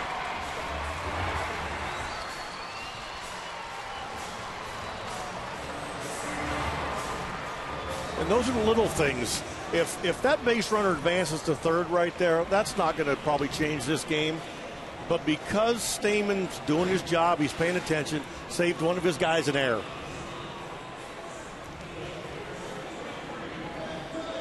Kia with one of the strongest arms in baseball, but airmailed it right over second base. But he saved him an error. Runner at second, 1 out of the bottom of the 9th, and the batter is Matt Diaz.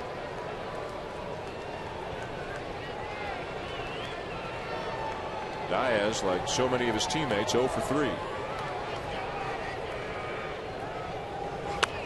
And what you'll most likely see here is if Matt Diaz gets a base hit to the outfield, you'll see the outfielders just go right to second base, just keep the double play in order. Yep.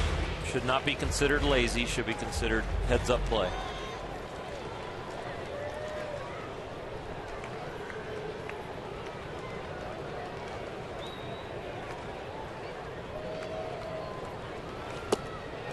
Chase down and away, 0-2.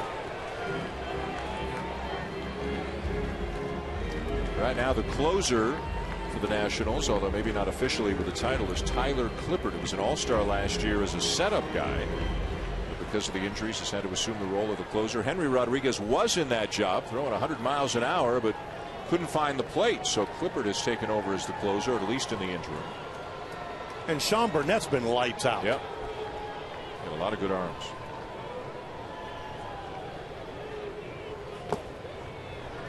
And a hard throwing staff too. I mean, there aren't many guys just kind of junking it up there for the Nationals. I mean, Henry Rodriguez wasn't getting hit, he just wasn't throwing strikes. And it seemed like when it started going south, it started going in a hurry.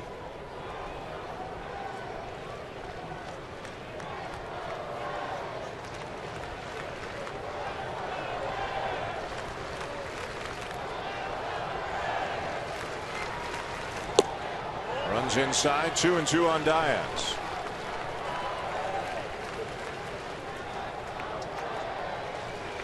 I'd like to welcome those of you who may have been watching the NBA game tonight with the Spurs beating Oklahoma City in game 1 of the Western Conference Finals. Here's Sunday Night Baseball on ESPN. The Nationals behind an outstanding performance from Gio Gonzalez, a home run from Bryce Harper. They lead Atlanta 7-2 in the bottom of the 9th. And there's a swing and a miss by Diaz. 2 down. Sports Center comes your way immediately following the conclusion of this game. Gonzalez back in the dugout. 7 innings, 1 hit tonight. And Davey Johnson coming out to the mound. Going to make a change. Eric Hinske thought he was finally going to get to face a right-hander. And here comes Davey Johnson.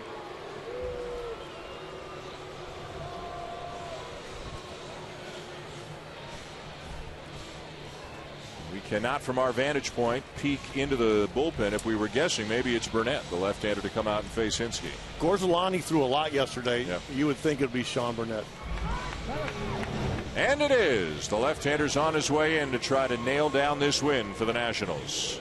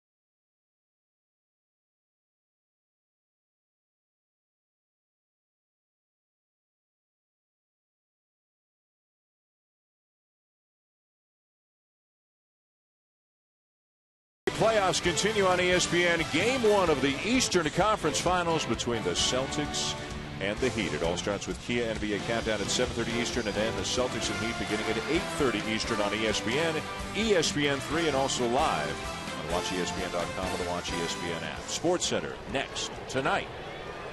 1 out away as left-hander Sean Burnett comes into the game for Washington to make his 18th appearance of the season. He has given up 1 earned run this year in 13 1/3. And he starts Eric Hinske with a strike. And you look at this delivery. He's throwing from behind Eric Hinske's right shoulder. This is not a comfortable at-bat for a left-hander. He's starting on the first base side of the rubber, too. Wow, when he threw that pitch, I almost came off my chair. Hinske had 3 uncomfortable at-bats against Gio Gonzalez, striking out all 3 times. This night cannot end soon enough for Eric Hinske. And you had him in Boston. He's a pro. He's a gamer, but he's not having any fun tonight. No, but you know what? You're right. He's as good as they come. And you know, he's a former Rookie of the Year and had a chance to be, you know, what he thought was an everyday player for a long time. And he handles this role so well. But there'll be a helmet broken in that tunnel tonight.